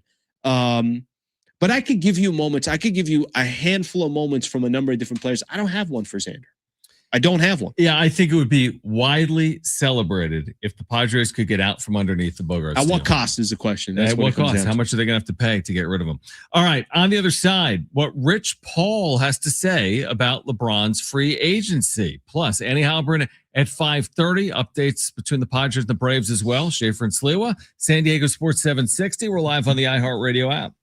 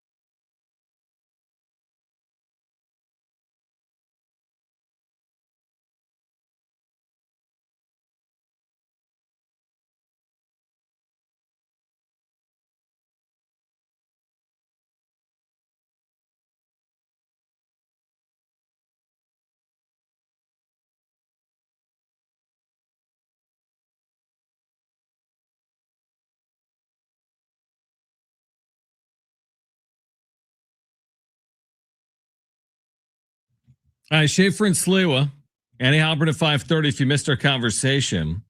Another day passing, Alan, where LeBron James remains an NBA free agent. Did you realize that? Yeah, I just found that out. I just found that out. What was it? Did you see this video real quick? And we'll hear from Rich Paul, his agent. There was a video of like someone, I think at Fanatics Fest, asking, I forget who it was, like a former teammate of LeBron's, like an NBA player, like, hey, what do you think of him signing with the Pelicans? Isn't that crazy? It's just like, what? Like they were trying to pull a fast one on some dude. Like, isn't that? But the person wasn't going for it. Nobody believed that LeBron would sign with Come on, if you're going to do that, you should have said like, who? He signed with the Rockets. That's insane. Did you see him that he KD, signed with man. the Rockets, him and Kevin Durant? That's going to be huge. Been a little more interesting. So does Rich Pelicans ain't Paul helped me. know where LeBron is going to land or when he's going to make his decision, his agent? I don't know, but can I just give you the latest odds? Yeah, give it to me. Here's what we got. 35% Cavs, 30% Heat, 22% Warriors. The Warriors are gaining momentum in the race for LeBron James after ESPN reports Golden State has not been ruled out as a potential destination. Can he play in that exact percentages? Like, can he play 22% of the games with Golden State and then 30% of the games at Cleveland? I want you to hear how Rich Paul is justifying don't rush the man. Okay. Take a quick listen to Rich Paul on the Pat McAfee Show.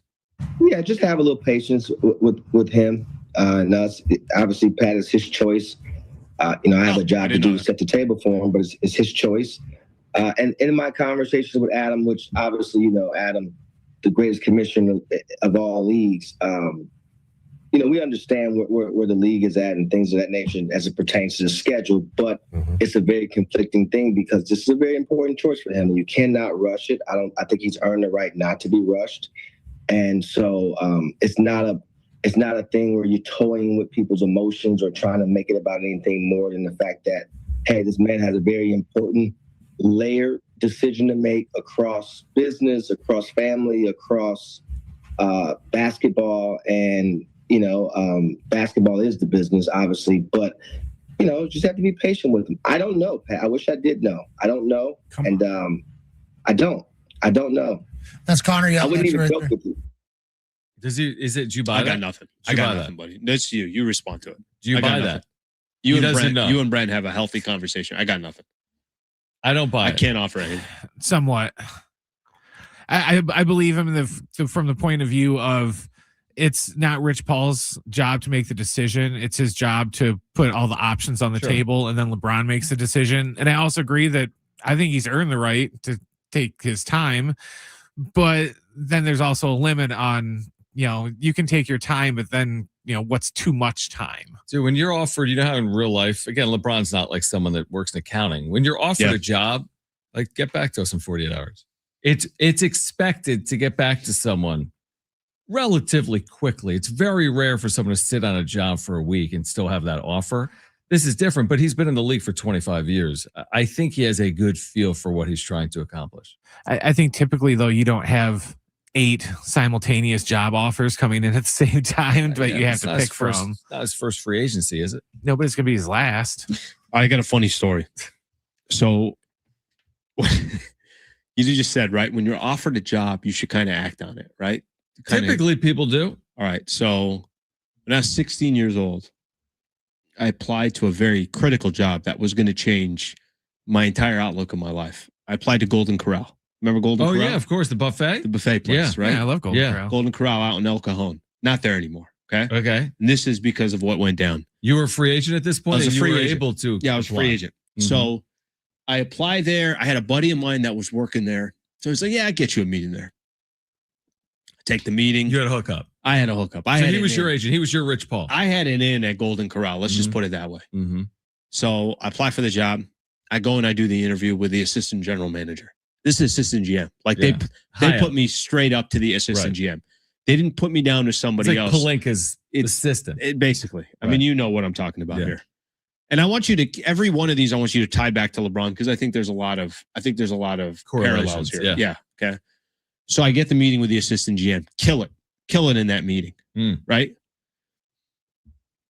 At the same time that I was taking that meeting, I had another meeting somewhere else. Kennedy Recreation Center. Kennedy Rec Center in El Cajon. Yeah, but were you telling Golden Corral that you were also talking to Kennedy Rec? I wasn't saying anything to anybody, right? Wow. Kennedy Recreation Center, which that's where I, for growing up, I used to go there all the time. Played there for years. And now this is just like LeBron's free agency. This is just like LeBron's free agency. This is identical. So Golden Corral calls me back after my interview. The assistant GM, and he's like, "Hey, great news, man. Hey, wanted to let you know we're offering you the job." What do you think my response was to him? By the way, I'm joking for anybody with LeBron. No, but I like this. I like this, though. I'm guessing because you had the other possibility. I say, hey, give me, can I have a weekend or can I have a day or can I have 48 hours? I said, give me a week. Can I call you back? Yeah, that's reasonable. Basically what I said, can I call you back? Fair. Right? But then you never called him back. No, I did call better him back. So then I eventually, I think if I remember the story correct, really I wanted to work at Kennedy Rec Center, but I didn't know if that was going to happen. Right.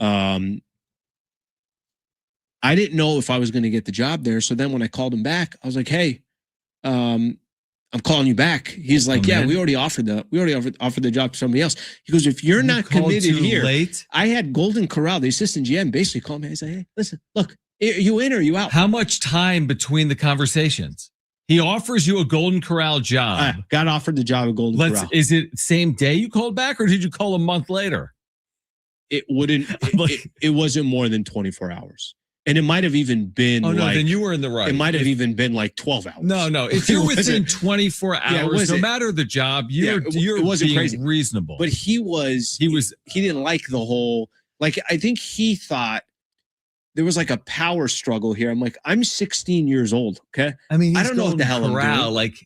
But he's the assistant GM. I know, but the guy was the assistant GM. This would be like if the Pelicans were like, "Hey, LeBron, you have to tell us by tomorrow morning." At the end of the day, he's like, "I'm good." This guy got to walk around, any leftover, he was taking home. Well, that's true. The benefits are probably very good, and that's why I'm surprised you didn't. So you didn't get the job.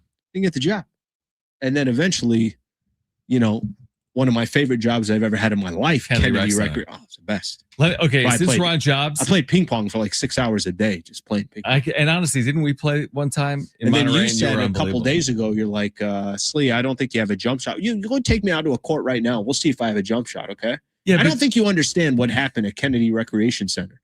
No, I get it. It's a good thing maybe you went to Kennedy Rec and not Golden Corral, because if you went to Golden Corral, you might not be shooting any jump shots at the gym. Bad. Here, since we're talking jobs that have absolutely nothing to do with LeBron's free agency and there is no correlation, do you know, before I never would be here if I didn't finish second for the most random job in the history of the world when I was leaving Pennsylvania.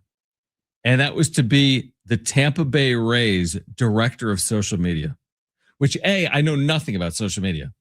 And I met with the Rays. You're an influencer. I met with the Rays in St. Petersburg. And the reason I didn't get the job, he told me after the fact, was I said I wasn't an expert on social media, which they didn't like. So you probably didn't get it for I was applying for the director of social media. But anyway, kind of like LeBron, I never end up in San Diego if I get the Rays job. That's right. Just like LeBron never ends up at the Lakers. Well, he would have ended up at the Lakers. What if LeBron calls the Cavs and is like, "Hey, guys, I want to be the director of social media. I'm interested." And the Cavs are like, "Hey, too late, buddy. 2 days ago. We moved on. We're going Jonathan Kuminga." Do you believe Rich Paul doesn't know where LeBron James is going on July 20th? Is that honestly where we are? No, I don't. Either do I. I don't believe it. And I think him and LeBron are very strategic together. I feel like a lot of decisions that they make, like that's a good combination. Yeah, that's a power combo. Why all of a sudden would LeBron look, you can make a case this is more family decision. Absolutely. Hey, Rich, this is my last contract. I'm not playing in the NBA after this. This is going to be it. I'm going to make this one a more personal decision. That could all happen, but I have a difficult time thinking that that's going to be the case. If you missed Andy Heilbrunn, you'll hear a conversation with Andy from the UT coming up at 5:30. By the way, we haven't touched much on the NFL this offseason. There are updated Super Bowl odds. Who is the definitive favorite? I think I already know Super Bowl. I think I already know it. Do you? Yeah, I think I already know. All right, well then you're going to provide that to our listeners on the other side. We should go to Golden Corral after this. Is it still open? Oh, the one in El Cajon, no. That one's Are gone. any of them open? Brandon's I think said so. no. Oh, they're all gone? not in San Diego. So you want to drive or fly to Golden Corral? Let's see. Tell us on the other side. We're giving away ZZ Top tickets as well. El Cajon? Oh, Final hour, Schaefer and Sliwa coming up next on San Diego Sports 760.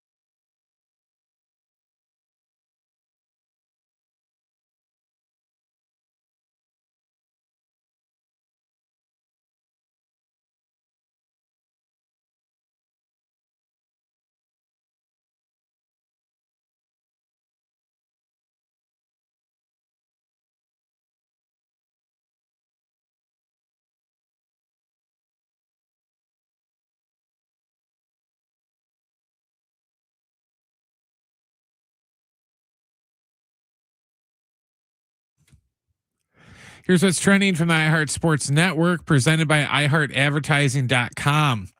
The Padres are in Atlanta for game 2 of their series against the Braves. It's Walker Buehler going against Ronaldo Lopez. Right now, we are in the top of the 3rd inning, and the Padres trail 2-1. Tomorrow night, SDFC returns when they go on the road to take on the Colorado Rapids. Our pre-match coverage will begin at 6:00 with Adrian and Darren. Run a business and not thinking about radio? Think again, because people are listening to radio more today than they did 20 years ago. And only iHeartRadio connects with more Americans than TV, digital, even social. Learn how radio can help your business. Call 844-844-iHeart.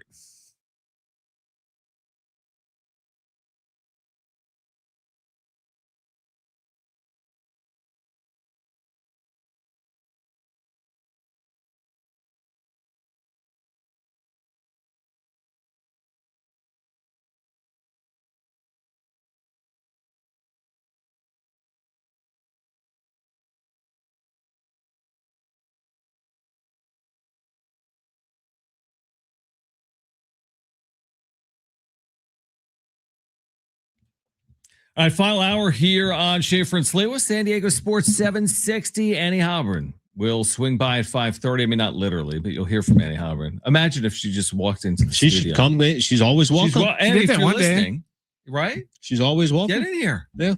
The more the merrier. I'll tell her in person about the Golden Corral story. Now, do you have any coupons or anything? I had my brother-in-law texted me and he's like, again with the Golden Corral story. So are you anti-Golden Corral ever since this played out? No. It was a critical lesson in life. I don't even know what the lesson was. Well, I was going to say, what is the lesson? I think the assistant GM was, you know what he didn't like? I made a mistake at age 16, even though this kind of, I went into my interview at 16. I was chewing gum. Can't chew gum. No, you weren't. Yeah, I was chewing gum. Why was it Golden Corral? Like you could have applied really to any restaurant. I had it in, remember? I had a guy. Who knew a guy. You don't get meetings like that anywhere. This inn got you the job, but only for less than 24 hours. 24 hours. I had it. It was in my hands. It was in my grasp. And I was wrong. There's still one left. There's one in San Diego. Yeah, there's one Main Street in El Cajon. That's the last one it's left. in El Cajon? Yes. Yeah, but it's not the same location. They moved it. It kind of it's like a new stadium or something. they got the El Cajon. There was Golden Corral. There were landlords. Carson. There were landlords like whatever you need off Main Street, and they moved. They picked up and left. Unbelievable. Just like that. Do you want to go? Where? To Golden Corral. No, I'm good. It's not really my cup of tea anymore as a vegetarian. If we went, I will tell you this: if we went to that specific location, you're gonna know everyone. If you want some of the best Middle Eastern food in all of California, that whole area, bro, it's Middle East, but not at Golden Corral. The way you were setting that up was like, wait, they have a special like Middle Eastern Golden Corral. That's unbelievable. Definitely not. You were setting up like if you want promotion. the best Middle Eastern food. Just here, I'll show you where. That area, Golden Corral. That area. Okay, NFL Super Bowl odds. Oh, this is easy. The most up to date. Who is the Super Bowl favorite? And it's definitive right now. You saw this or you know No, this? I swear I haven't seen it, but I'm assuming. I think this is kind of easy. You think it's easy? Yeah. Okay.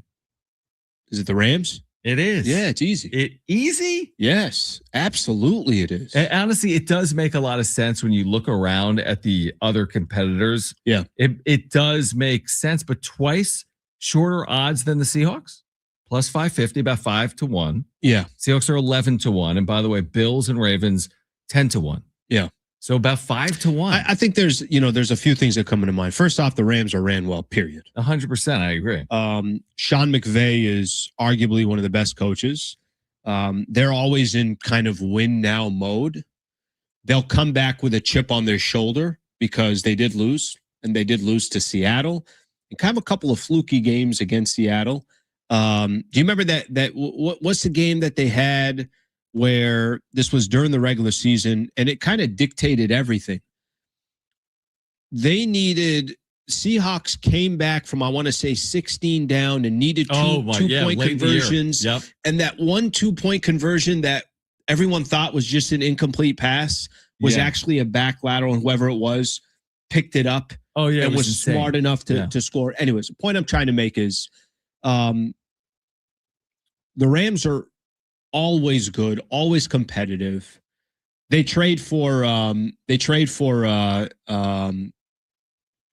my gosh, why am I drawing a blank? Miles Garrett. Miles Garrett. They trade for Miles Garrett. And then there's chatter about Aaron Donald potentially coming back. I think so. I saw Matthew recently. Stafford's one of the best in the league, and they always surround him with one of the best offenses. And Puka Nacua, I'm not surprised at all that it's the Rams. I saw recently someone said that it's the best team they've ever seen on paper.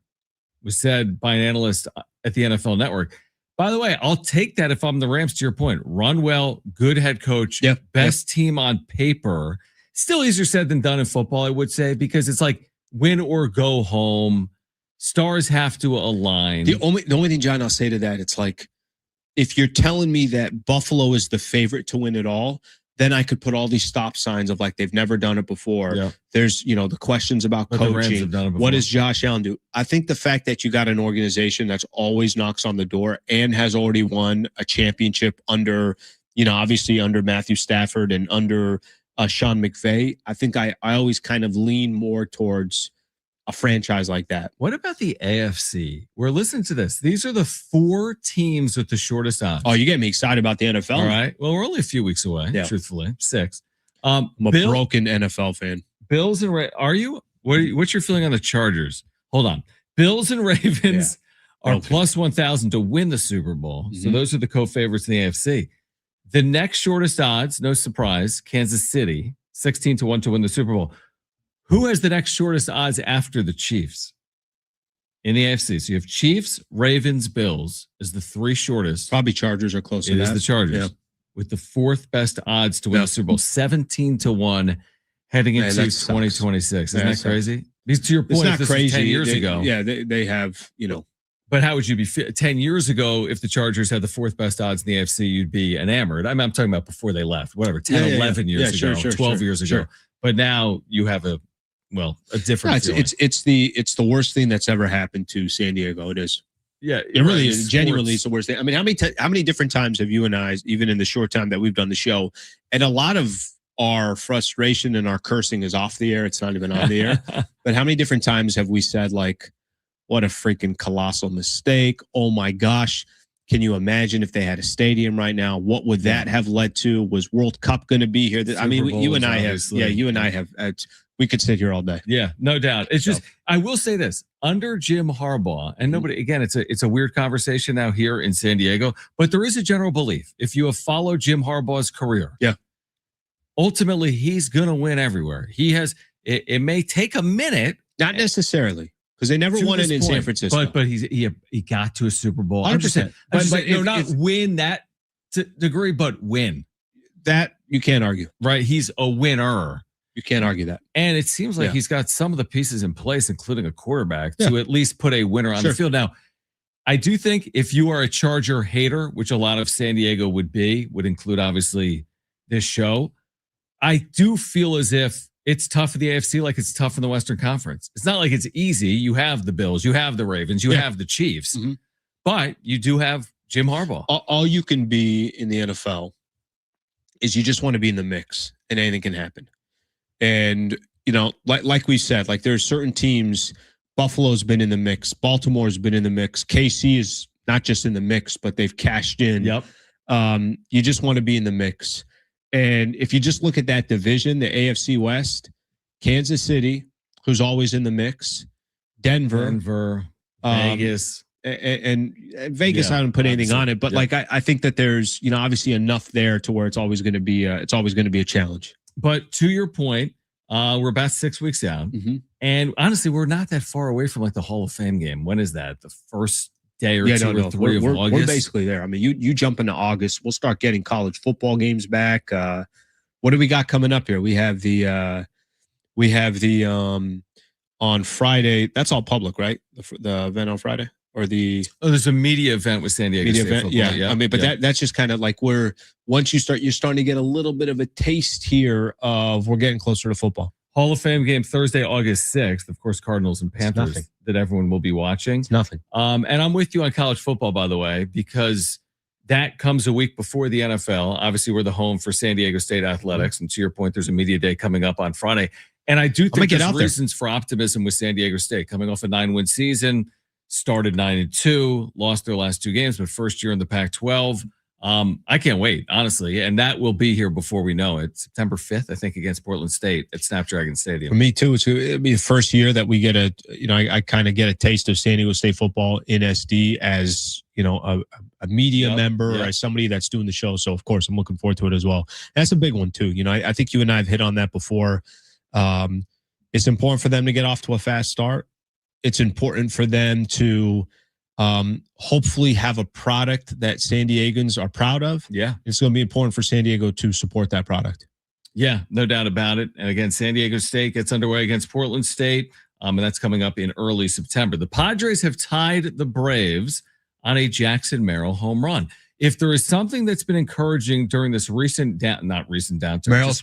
downturn of the Padres, Jackson Merrill hit 2 home runs on Sunday. Mm-hmm. Homered again here today. He's providing some power that we saw during his rookie year. He's hit 13 home runs. So Jackson Merrill's displaying more power. That in general is encouraging because he is a piece of your future. He's a piece of your now, but he's a piece of your future as well. It's crazy. We're saying this.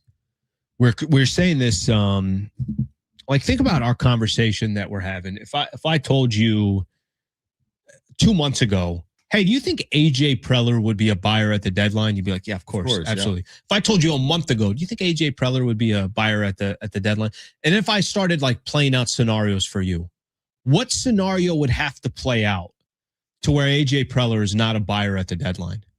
You'd be like, all right, well, I mean, look at how many things have to go wrong for him not to be a buyer at the deadline. We're sitting here and he could very well not be a buyer at the deadline.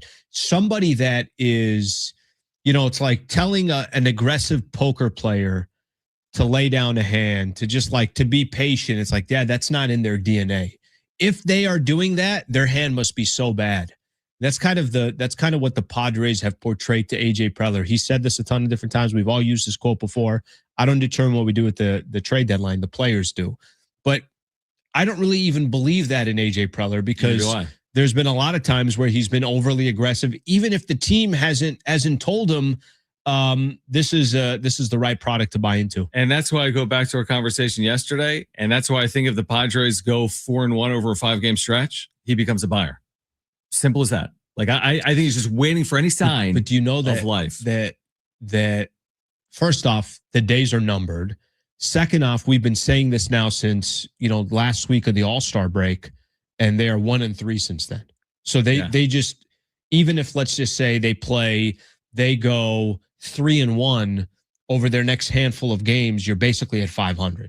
As in they've already dug themselves further of a hole from that perspective of they didn't jump out from the All-Star break and all of a sudden start balling out. That ain't happening. True. Although the overall hole in terms of reaching the postseason isn't as significant as it really should be for a team that's 2 games under 500. We'll get your calls on the other side if you want to weigh in. Everybody sucks.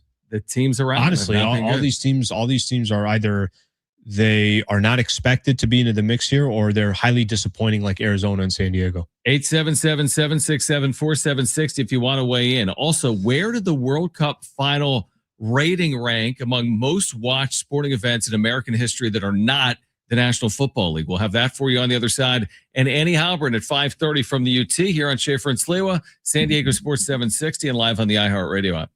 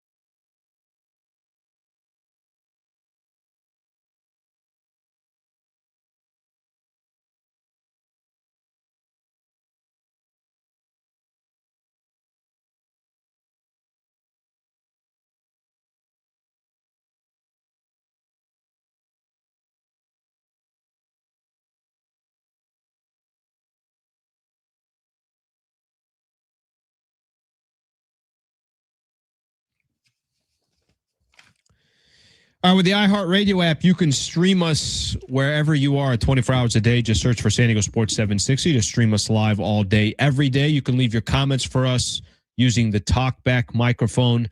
Tell us what you liked. Tell us what you didn't like. If John said something specifically, please take a lot of time there. What you want us to talk about, make us a preset so we pop up each time you open up the app. San Diego Sports 760, always live on the iHeartRadio app.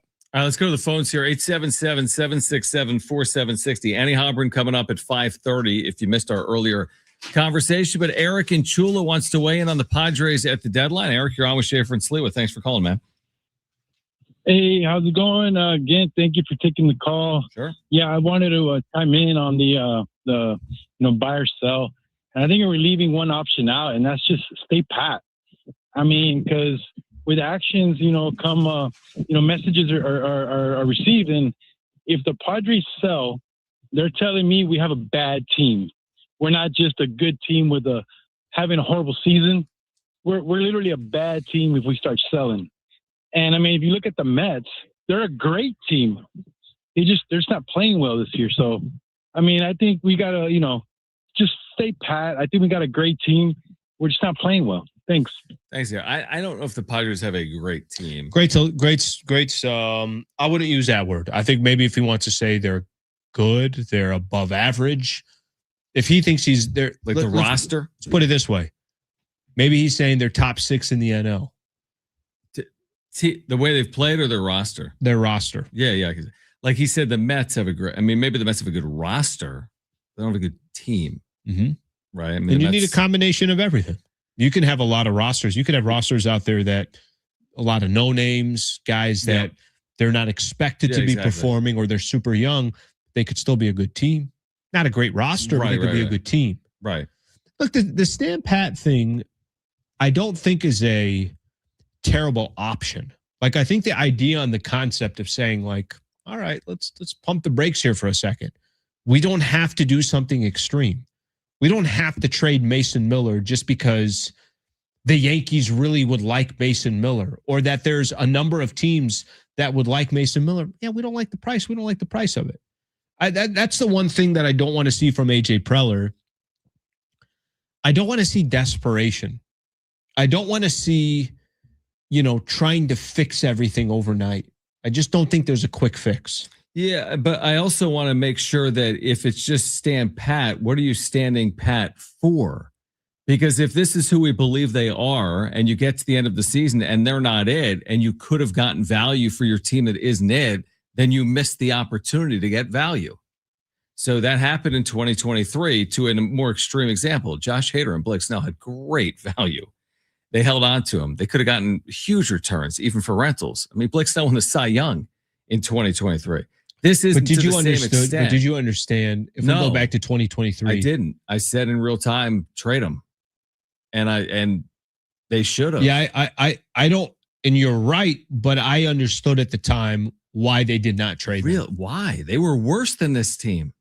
They were further under. That might be the best example of a great roster on paper. Yeah, exactly. They were a super team on paper. It's like the Mets right now. I mean, they were a super team on paper. Yeah, I'd have to look where they stood in 2023 at the deadline. They were terrible. At one point, they were 10 or 15 under. Yeah, there was that to me seemed like a team where they were good there on was paper. just no world they were going to sell.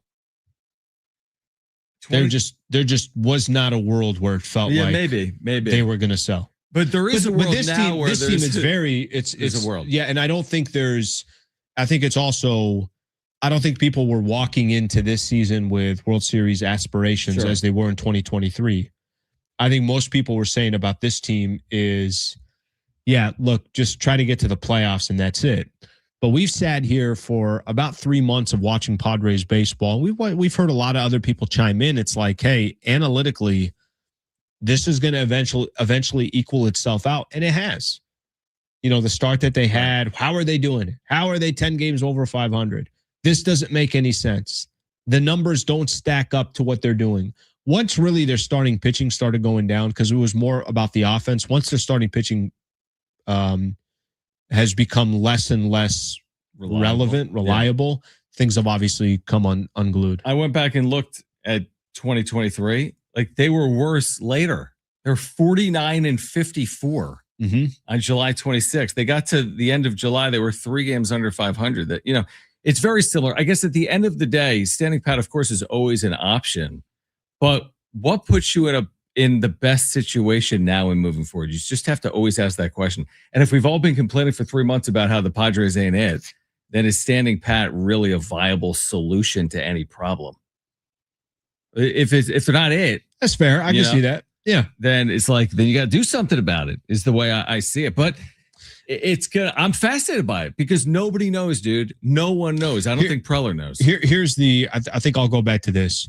When they say stand pat, I guess what I mean by that is if you traded away some pieces and you could still help yourself this year, it doesn't have to be Mason. Like, we're all just so stuck on Mason Miller. Right. It could be Ty France. And it could be Adrian Morejon. Yep. As in, it just doesn't. I feel like there's just so much weight on the shoulders of all San Diego. It's like it's Mason Miller or nothing. I know they got other pieces that they can shop around, and maybe if there's air. By the way, would you be shocked if AJ Preller, if he did shop an Adrian Morejon or he did shop a Jeremiah Estrada, that part of his idea is like, I got to fill in other holes with this team. Yep. I can give up something in my bullpen. I give a piece or two up in my bullpen to still kind of compete for this year. Yeah, that to me, and I agree, I think that's very realistic. That to me is more buying and selling as opposed to standing pat. Like trading Adrian Morejon is not standing pat. That's a significant loss. He's one of the top 5 relievers in the National League. Sure. But to your point, could you trade Adrian Morejon and add a starter and hedge? Nobody's even, I guess that's my point. Nobody's talking about any other player on this Padres roster but Mason Miller. Yeah, right now. Mason Miller is the only conversation. Because it's a sexier, easier conversation. I don't think it's overly compelling to talk about whether Ty France is staying or going yet. I mean, it will be for Padres fans or even Adrian Moore. Mason Miller's getting the headlines. Xander Bogaerts is getting headlines. Yeah. Everyone below. Michael King will get headlines too if they ultimately move him or not. All right, much more on the Padres with Andy Heilbrunn from the UT on the other side. Plus, if you want ZZ Top tickets, should the Padres trade Mason Miller or not? Tell us why on the talkback mic. Open the iHeartRadio app, search for San Diego Sports 760, click that red microphone icon, and you're entered to win a 4-pack of tickets to see ZZ Top here in San Diego. But Andy Heilbrunn next, right here on San Diego Sports 760 and live on the iHeartRadio app.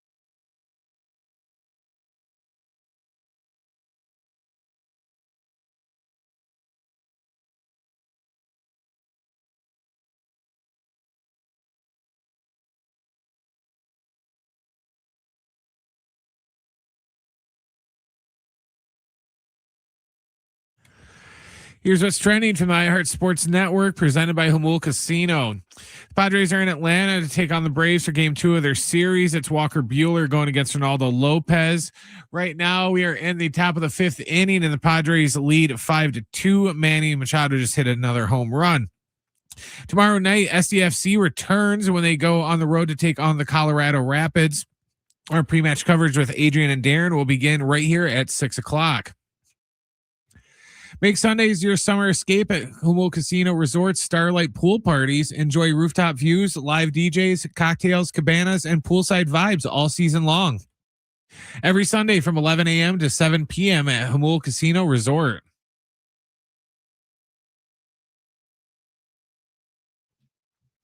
All right, Schaefer and Sliwa, where did that World Cup final rank among most watched sporting events other than an NFL game in America? We'll have that for you coming up in about 15 minutes.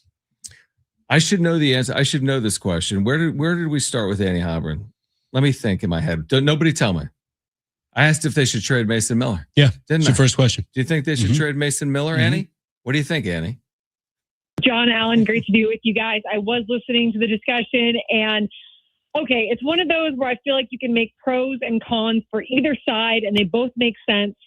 I personally don't think they should, but that's probably a little more emotional based too versus the fact of the matter, right? But it's so hard because you literally have the best closer in baseball on your team. There he is sitting in the clubhouse every single day. And to think that you're going to trade him away, wouldn't it be just so Padres if next year or the year after they have a great team, but their closer just keeps blowing saves one after the other, right? It would be so ironic. But I just have a hard time trading this guy. You know, you gave up a lot for him. You have control. Now, the control thing is interesting because the new CBA likely will make it where a guy like Mason Miller, he enters free agency after the 2028 season instead of after the 2029 season. And so when you look at the negotiations of what you could even get back for him, which obviously is, you're still going to get probably, you know, the best of the hauls that you could get back if you do trade him. You know, you're trading to a team that would have 1 year less control, and all the owners or GMs are probably pretty aware of that right now, that's probably going to go through with the new CBA. So I just don't know that you'll get back what you hope you get back. And I just have a hard time seeing this guy go be a closer for another team. But at the same time, the Padres are definitely in a pickle, and they need to figure out a way to make their team better, not just for this year, but for future years. And how much easier would this conversation be if the Padres were just doing their job? I mean, the only reason why we're even having this conversation now, and I don't even have to go, I mean, obviously I could look at the last couple of months, but we just look at since the All-Star break, they are doing nothing to make a case for AJ Preller that this is a team that, you know, you should be investing in. The only teams making a case to AJ Preller is Miami and St. Louis and Pittsburgh. Like, it's all these teams that are fighting for a wild card spot, the fact that nobody's running away with it. Yeah, absolutely. I mean, I woke up this morning. When I checked Twitter, I saw John's tweet that was like amazingly, you know, they've gained a game in the standings. And I was like, no way. I go and I check. Not that I didn't trust you, John, but I go and I check the standings. And I'm like, how in the world did that happen? And it's unreal. It's almost, I don't want to use to say the word annoying, but it almost kind of is. You're like, because it's almost like this mediocre pool of teams that nobody really wants to run away with it, and nobody's holding on to it. And it's annoying in the sense that the Padres shouldn't even be in this pool of teams. They should be sitting comfortably at the top of the wild card. You know, maybe not the division, but they should be so far ahead of the Nationals and the Pirates and the Marlins and whoever else is in that group. And instead, it's this jumble of teams where the Padres really, honestly, they've got just as good a chance as any of these other teams to sort of back their way into the playoffs. And I think that just complicates things even more. I tend to lean on the fact that, like, I know everyone's different on this. I feel like you don't know what's going to happen next year. You don't know what's going to happen the following year. It's easy to say, well, you know, let's punt on this year and try to, we're going to be better in 27 and 28 and 29, whatever. But you just don't know. I mean, you never know what's going to happen. You've got a lot of core guys who are getting older. So to me, it's like if they just showed a little bit, if they could just get on the winning side of things, the above, if they were, 3-1 instead of 1-3 or whatever, it's at least giving a fighting chance to allow them to go and just try. Like, maybe you don't sell off everything. You don't sell off Ethan Salas. You don't do all that, but you just kind of try and you give yourself a shot, because I do believe that once you get in, anything can happen.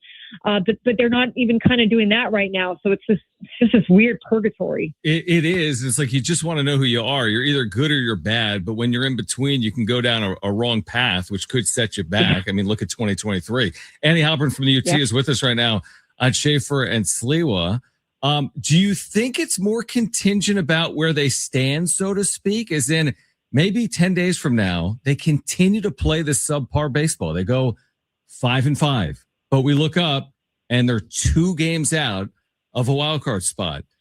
Will they then be a buyer, or is it going to be more based on their play? As in 5-5 means they're 2 games under 500 and they're just not good enough at that point. How do you see it?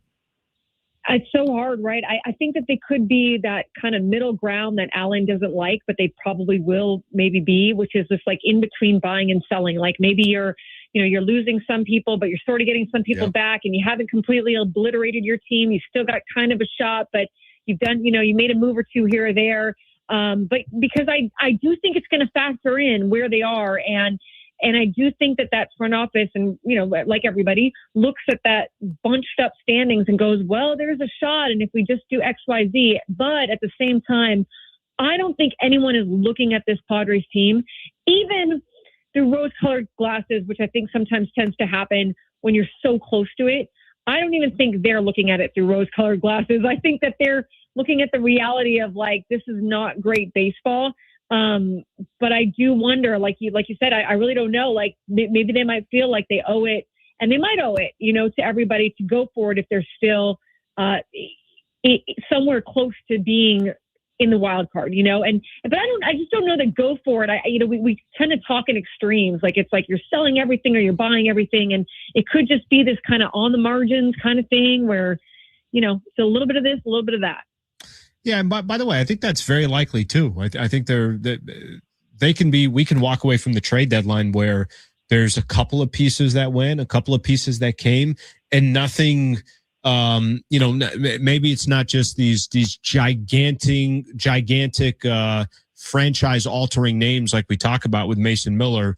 Andy, I'm curious to get your thoughts on this. We've seen Xander's name get thrown around as, hey, maybe Mason Miller could be one of the ways of getting rid of Xander Bogaerts is using Mason Miller. And we saw Xander he's all the way down to 8th in the lineup today. I think something that hasn't happened since 2015. In your interactions, anytime you have conversations with him, what has kind of been the consistent vibe, or I don't know if that's changed at all, Xander hearing his name and the way people talk about his contract? Just any insight there that you think is helpful to us and listeners? Yeah, I think so Xander is a realist by all accounts. I mean, he lives in reality. Nothing ruffles his feathers. That, he knows he sucks when he sucks.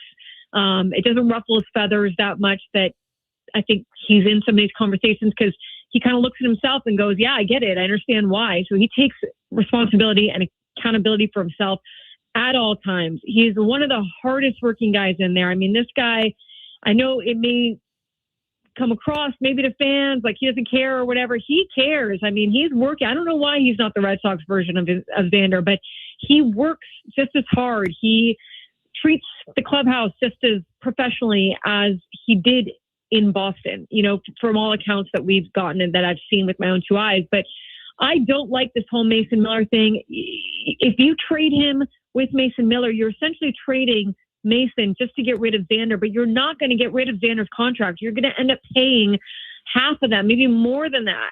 And you're not going to get the return back because of that, because a team has to take on this contract or some of this contract. And so, I know that this contract is not a favorable one. I agree with Jeff Passan. I just don't see another team really doing it.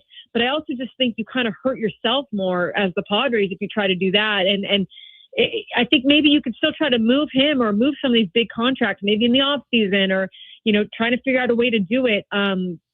But it also, I guess, kind of depends on, how much money the new ownership is willing to take on in that kind of role. How much does that impact the roster as a whole and being able to bring on other players? If you got to get someone else to play shortstop, maybe not the hardest thing, but you still got to figure out a way to do that and have someone be good there. And the other thing about that too is so he's going to make $25 million a year, which is a hard number to swallow. But the more that the numbers go up, the inflation kind of goes up. It's a rough number to hear and to deal with, but it's almost going to be if he can sort of give you some decent production, better than this year, I don't know, and some good defense at shortstop, it's probably going to be sort of better to hold on to him, I think, versus paying off half his contract or more and watching him, go play somewhere else, I guess. I want to ask one more, Annie. My final question to you is, with the benefit now of hindsight, do you find the Preller extension timing to be odd? He was extended well before the new ownership was announced. It's still not in place. This team is trending to miss the postseason. He was apparently extended for multiple years. Hired a manager. He hired a no manager in that experience. process. Mm-hmm. Is his future assured once the ownership changes if this franchise is heading in the wrong direction?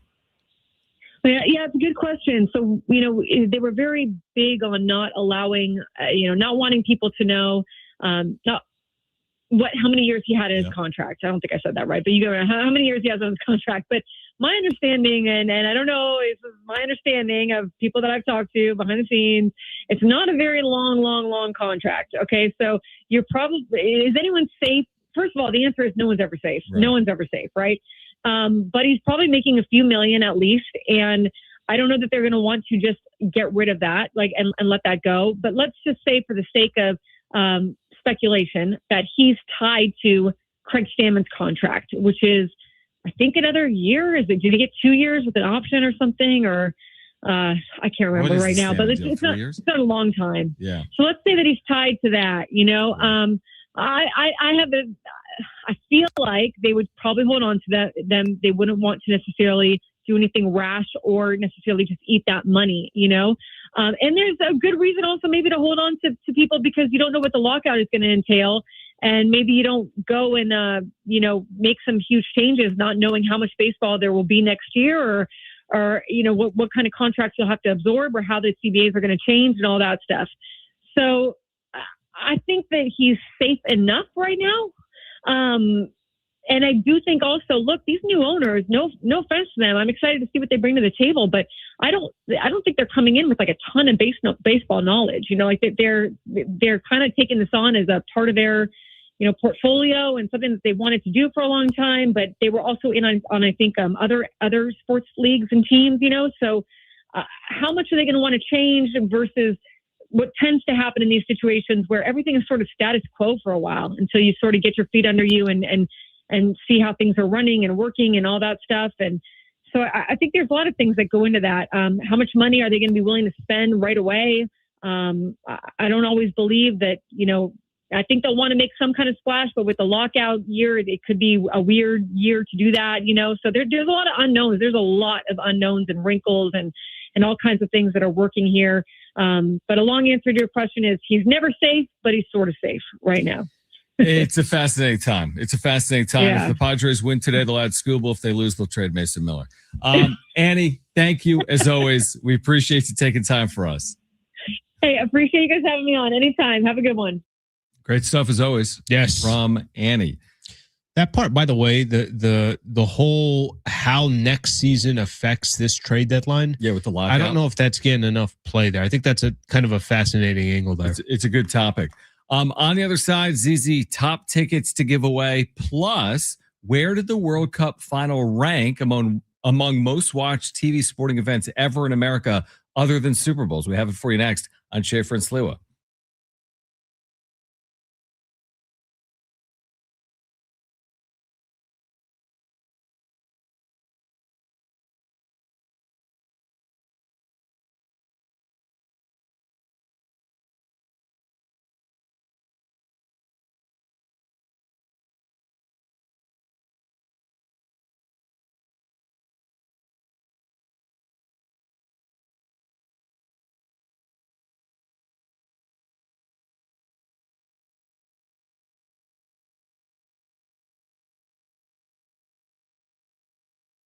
All right, hey guys, it is Schaefer again for my friends at the all-new Hamul Casino Resort, the Players Place. Make sure to get out to their new hotel and spa, where you will experience elevated luxury. They've got the refined hotel stay now open, rooftop relaxation, indulgent spa treatments, all the excitement of Hamul Casino Resort seamlessly brought together in one unforgettable destination. And you can take your stay to the next level now with exclusive hotel packages crafted for the ultimate escape. Make sure to check out Starlight Pool. Next level chill. You can soak up the sun, soak in the views. It's San Diego's ultimate rooftop pool. Day pass is starting at just $40. So grab your friends, relax, and make it a pool day to remember.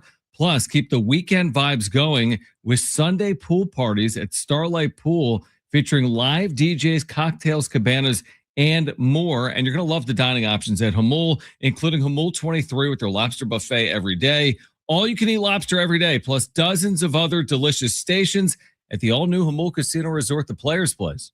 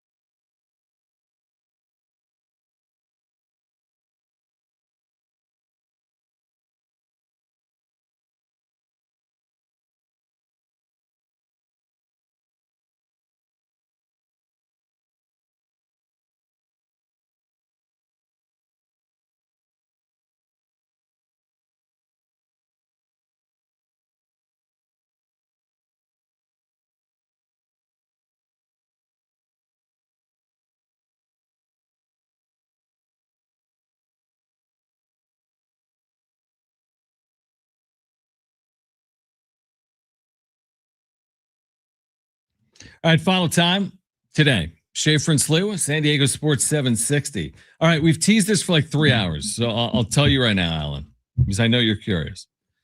So this you were on at 247. I didn't know that. Teased it for 3 hours. So Fox tweeting this out. Yeah, that if you combine the Fox and Telemundo audiences from the World Cup final on television, you have 66.4 million viewers. That's the most watched sporting event in America other than a Super Bowl since the 1994 Winter Olympics. This is the World Cup final on Sunday? Correct. Wow. It's the most watched sporting event in America since the 1994 Winter Olympics. Just English language viewers is the most watched sporting event other than an NFL game or a Super Bowl since 2016 Game 7. Cleveland, Chicago, the Cubs breaking the curse of the goat. Isn't that amazing that they're like, but just don't include anything in the NFL. Good point. Like nothing. Just make sure the NFL does not exist. If the NFL did not exist, it would be then that's what it would mean. And by the way, the most viewers ever for a soccer match in America. The most viewers ever in America for any soccer match on television. Okay. So 40 bigger million. So bigger than, yeah, it would be bigger because I think Belgium and USA, when those numbers came out, it was like 34 million, something like that. 30s, and this was in the 40s, but if you include the Spanish language, it's in the 60s. You know, it's funny Yeah. between I grew up in freaking SoCal. I don't speak Spanish, but listening to Telemundo for any of these games, and you and I were in Mexico, we were in Monterrey. I spent some time in Mexico City during the World Cup time. Yep. So I'm watching a lot of these games, like the Cape Verde Argentina game, which was arguably the game of the tournament. Right. I was in Mexico City when that game was going on. So the entire broadcast, on the Telemundo channel, it was like if someone didn't see the TV and just listened to the broadcast, you still would have been glued. You can't go anywhere. Right. Every single call, I'm like, why would I ever listen to this in any other broadcast? Right. I don't even need to understand what the hell the guy is saying. It was such an enjoyable broadcast to listen to. It could be just as simple as a goal kick. I mean, we're not even close. And I'm like, how is this guy making it sound like it's a one-on-one break? I will say this to the point we've made since the World Cup final today and yesterday. Now the question becomes, how do you take these 66 million viewers in America, either watching in English language or Spanish? And I don't know if you have to convert them to MLS fans, but how do you take some of that and use it as momentum for your American league? Yeah, I think any way you can get them to just stick around and have a little bit more interest in soccer, it's a benefit. Even if it's not MLS, like even if you told me somebody's watching more Premier League games, European soccer, I think there's a little bit of a benefit. You need more people in the States interested in soccer, period. Now, we got kind of a unique seat here because we have never in the history of San Diego had a World Cup followed by local MLS, a San Diego team, and they'll start back up tomorrow. I think you'll be surprised. I think there were a lot of people that were so into and just enjoying this World Cup run. I wouldn't be shocked that you get some of these people. The problem is, by the time you get to the NFL season, it's not going to take too long for people to get back into their habits. I mean, even this week, we're all kind of adjusting to this no World Cup where we got accustomed to it. I will say this is completely anecdotal and it's a moving target, but there's no comparison for me between when the World Cup was here and I was 14 in 94 to the World Cup this time around in terms of the overall popularity. I mean, you just feel it, you see it, you sense it. The game has grown so much here. The game was already massive everywhere by and large, but the game has grown so much. Do you think it's been that significant? I think. And when you say here, you're talking about the States or San Diego? America. I think when I go, and maybe I was naive as a 14-year-old.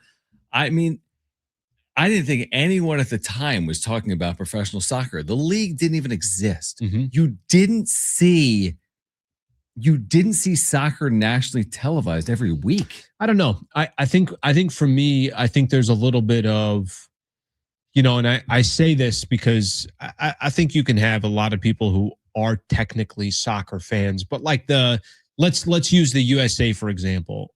I knew when we're getting into the World Cup, I'm like, all right, somebody's going to find a hat or a jersey or something along those lines. Let's not make it sound like this person is following. I'm not telling you that there aren't people that do that, but I don't think they're following along. Hey, how is the international team doing specifically? I think that I just kind of knew it's like, the conversation, once USA is out, that conversation is going to be over in a couple of days and people are going to go back to doing what they were doing. I don't know how much, and maybe there are numbers there that can support it. I don't know how much soccer has grown here in the United States. I just don't know we're as far behind as we can possibly be. No doubt. I mean, are we going to be confused for England? Are we going to be confused for Argentina in terms of fandom? No, maybe I'm wrong, but don't you sense an overall uptick in soccer at the moment? Yeah, you're right. It's kind of like when we're in the Olympic cycles. A year from now, watching downhill a year skiing. from now, no one's talking about it. Again, it's nobody's fault. It's just not. It is. How are you supposed to be the sport everybody's talking about when you're fourth on the list here in the States?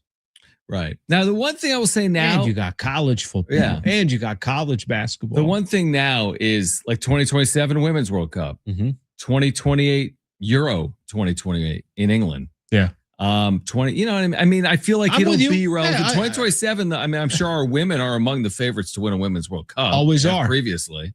I think that Fox has, I feel like, done an incredible job of broadcasting the games, enjoyed their broadcasters, enjoyed their analysis. I think that, I'll tell you, you and I will look at soccer a little bit more. I want to now, I kind of got a little bit of that bug of, I would love to go to more international games. I would like to see what does that schedule look like internationally, because of all the sporting events I've ever been to, soccer is as exciting of a sporting event that I've ever gone to. Put NBA, put baseball, put NFL, put them all in the mix.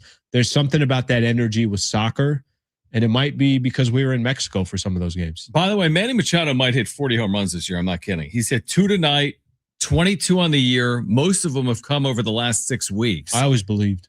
And the Padres lead the Braves 6-2. You had your doubt. And oh, yeah.